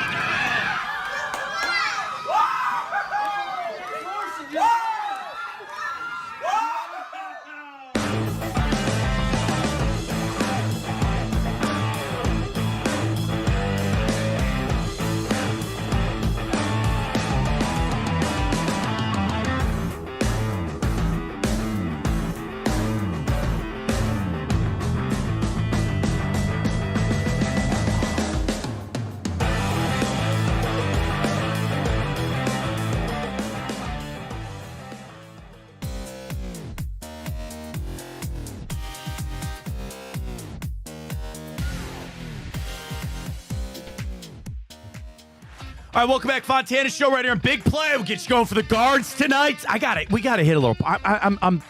Can I tell you where I'm at right now? Sure. I'm suckered back into the parlays, man. And I don't like it.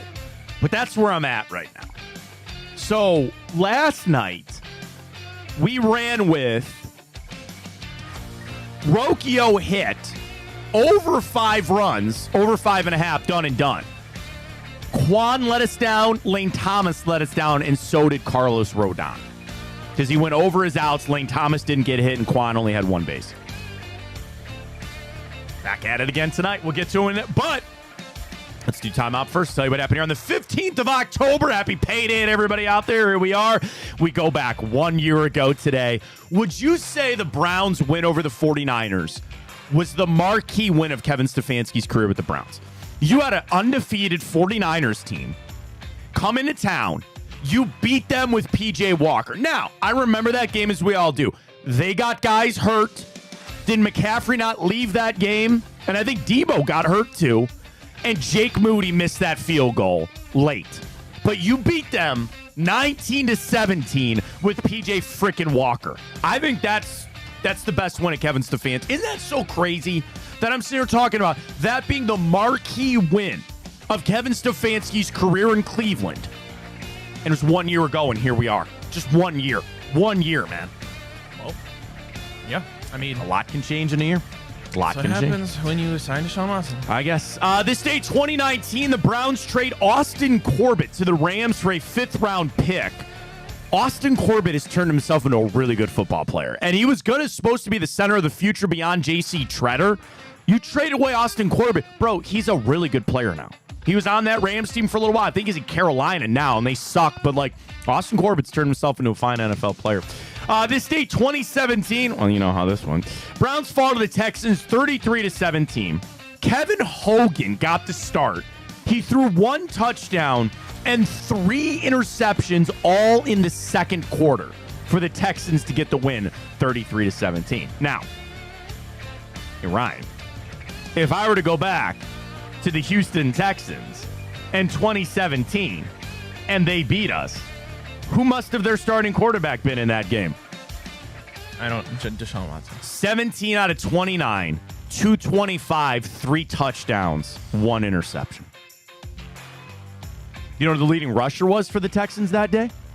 Deontay Foreman. He had 59 yards. 59 yards. Should I send that tweet out? This day, 2017. Houston beat the Browns 33-17. Deshaun Watson, 17 out of 29 for 255 and 3 touchdowns. Deontay Foreman, 12 carries, 59 yards. That was pre-Massagegate, though. I don't think it was. I don't know what was happening or was allegedly happening. That's where we're at.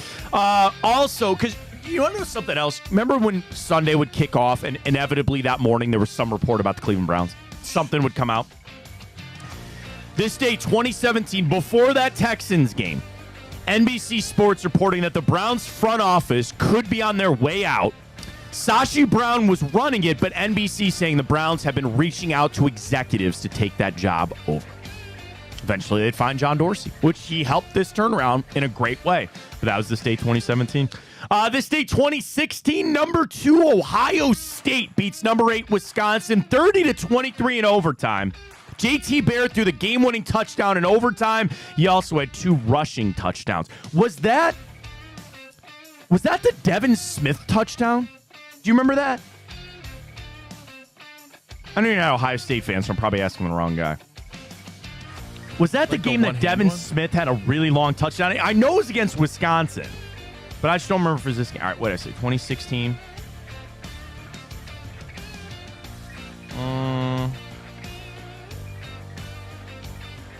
No, Noah Brown was the only one that had a touchdown in that game, so it wasn't him. It was not him, but beat Wisconsin. This day, 2016.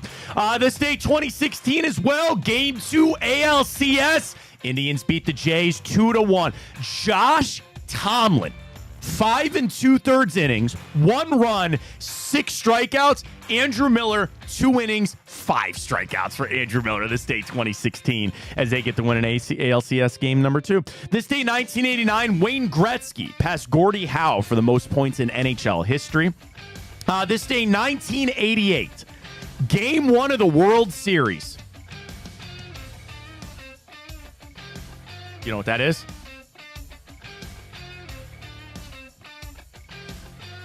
Are you ringing a bell? No, running around second base, man.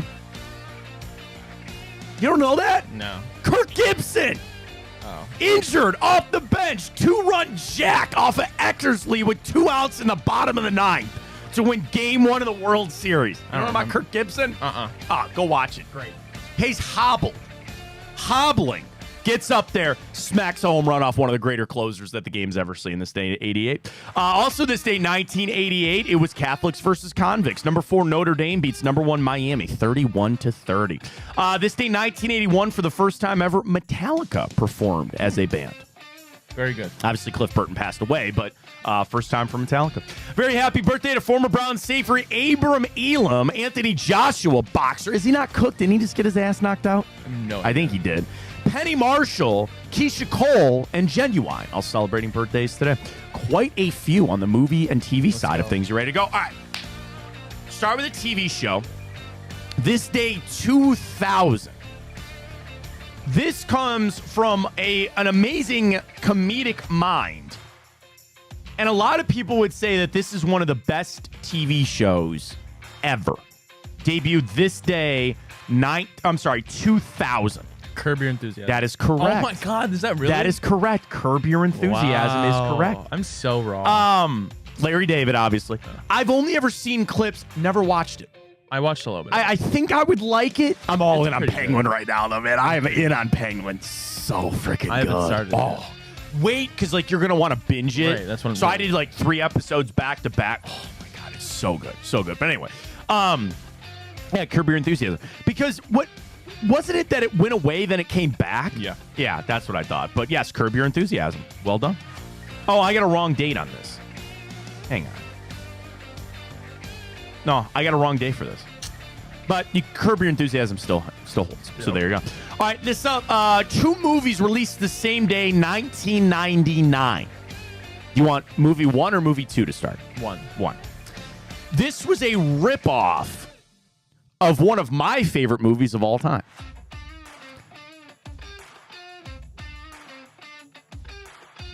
It's an aquatic animal themed movie. A ripped off of Jaws. Rip-off of Jaws is correct.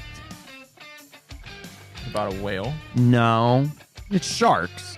Oh. I don't know if you might get this one then. Probably not. Probably not if you're not getting this one. I can't even... Okay, LL Cool J is in it. Yeah. Thomas Jane, who played the Punisher, was in. Sam L. Jackson was in that movie. He got eaten, though, about midway through.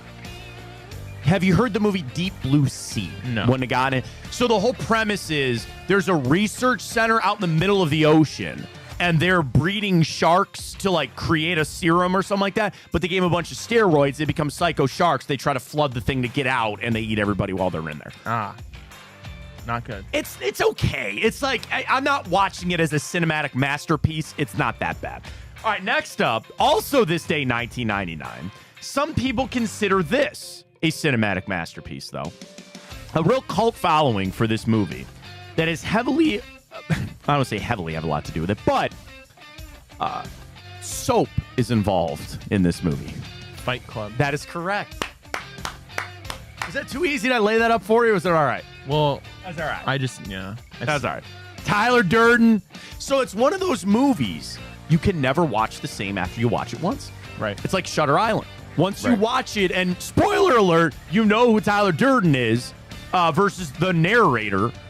Edward Norton in that is so freaking good, man. He is so good in that. But Fight Club is correct. Next up, another film. This day, 1993. This is a sports drama film that an NFL Hall of Famer has come out over the past couple of years and said a lot of it was untrue. What year? 1993. I was saying The Blind Side. No, that's good call. That I like where your head's at, but no. No.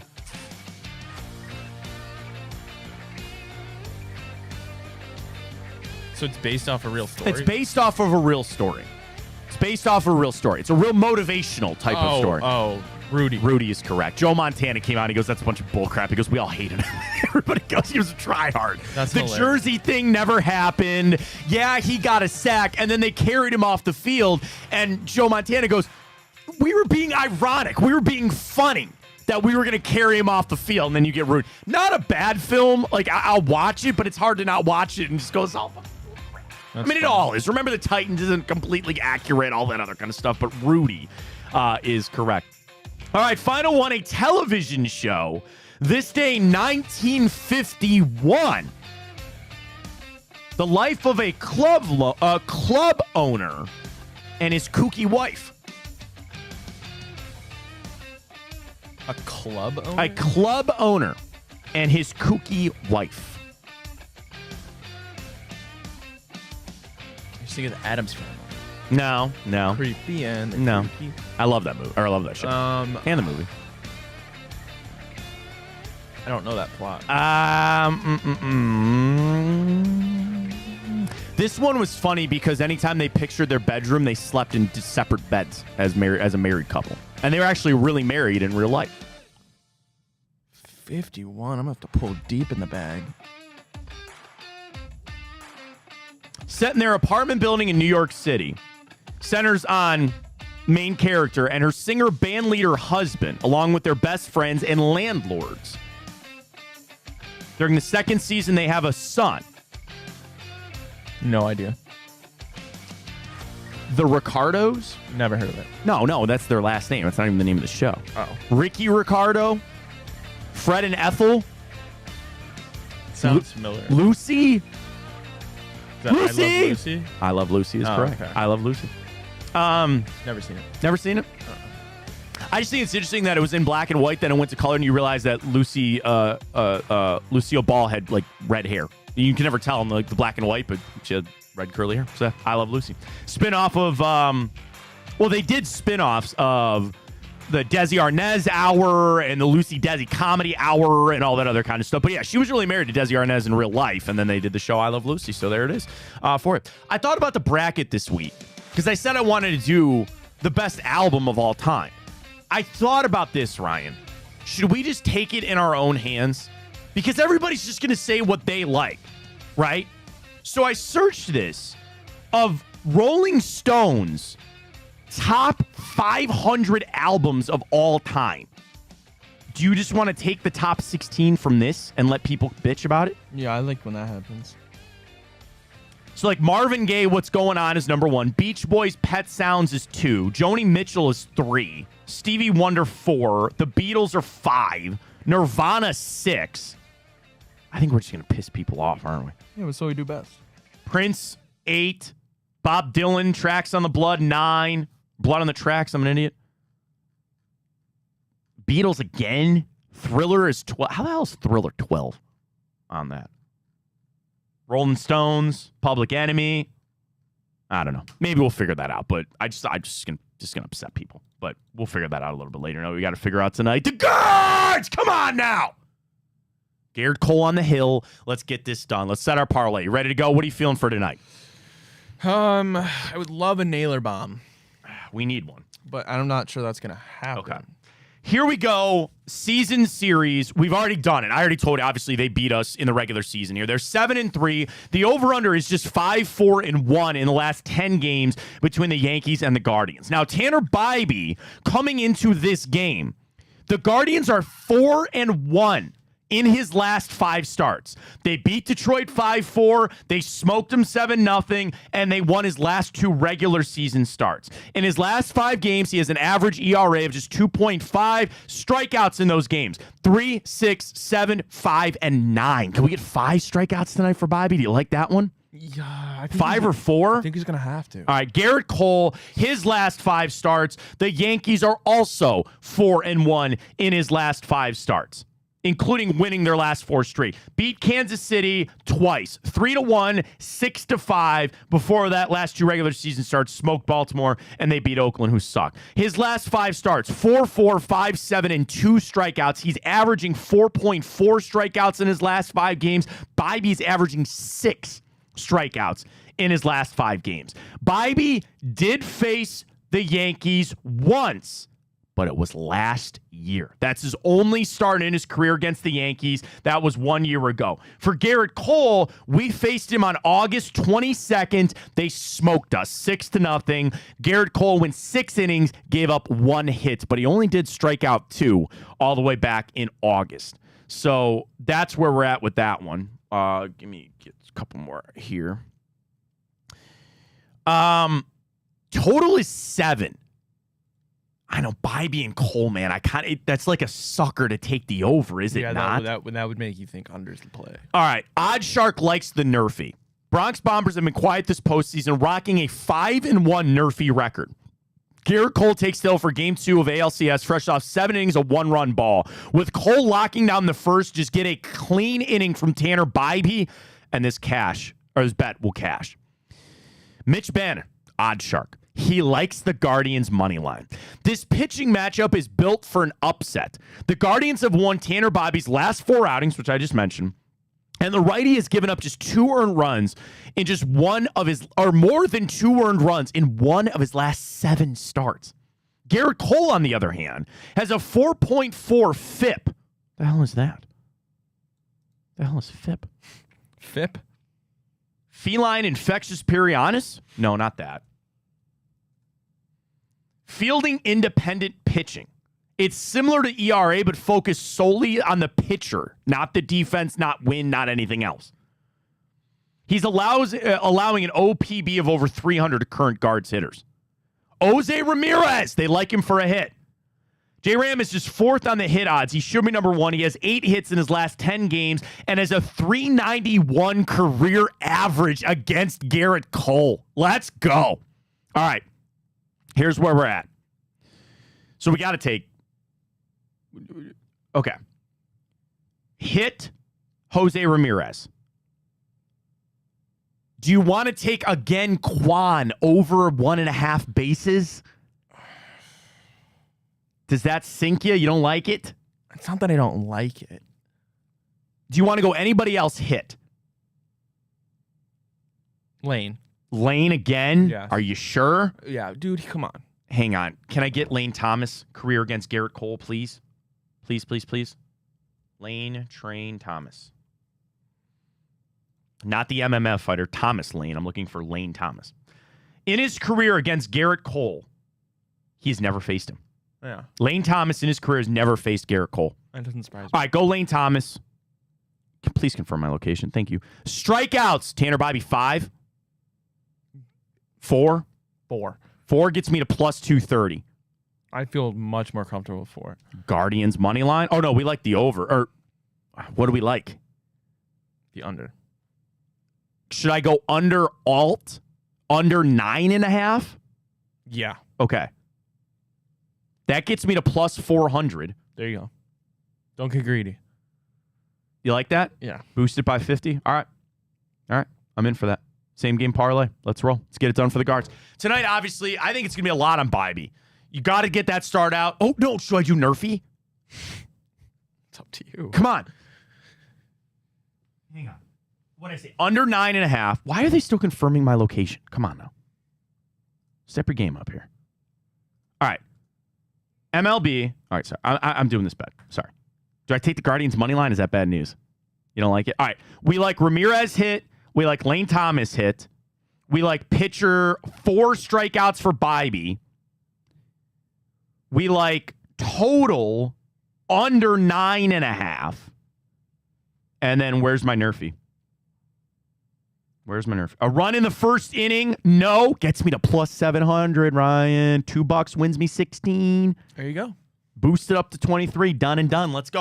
All right, Bybee tonight. Got to get 5 innings out of him. Get to that early.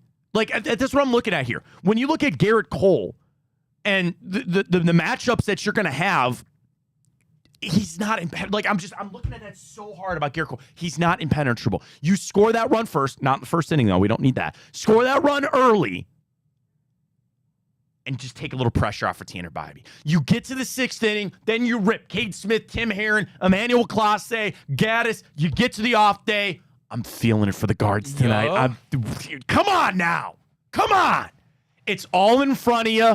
I know Cole is good, but the thing is, you've seen him a lot. I got to seen some. But again, how many guys in this team haven't seen him before? I think that's a little edge maybe towards, well, probably the pitcher, but still, like, come on now. Gonna have Brett in lineup. Gonna need that. Gonna probably have Bo Naylor back in the lineup again. Lefty, all that. Gotta get it. Feeling good about the guards. And if you got to play a scrappy brand of baseball here, do it. Do it. Scrappy. You know what? I should have put the Guardians. You know what? I'm getting greedy. That's what I'm saying. I should have put Guardians plus a run and a half. No. So here's what we got. Nerfy, Thomas, Ramirez hit, Bibee strikeouts under. That's hitting. That's it. That's hitting. That's it. That's it. That's all we need is a little hit for you tonight on the Guardians, and we'll be after it and getting going with it. That's it. Davante Adams traded. We know that. I think we're going to have to pull the plug on the album thing. I don't think it's going to work, man.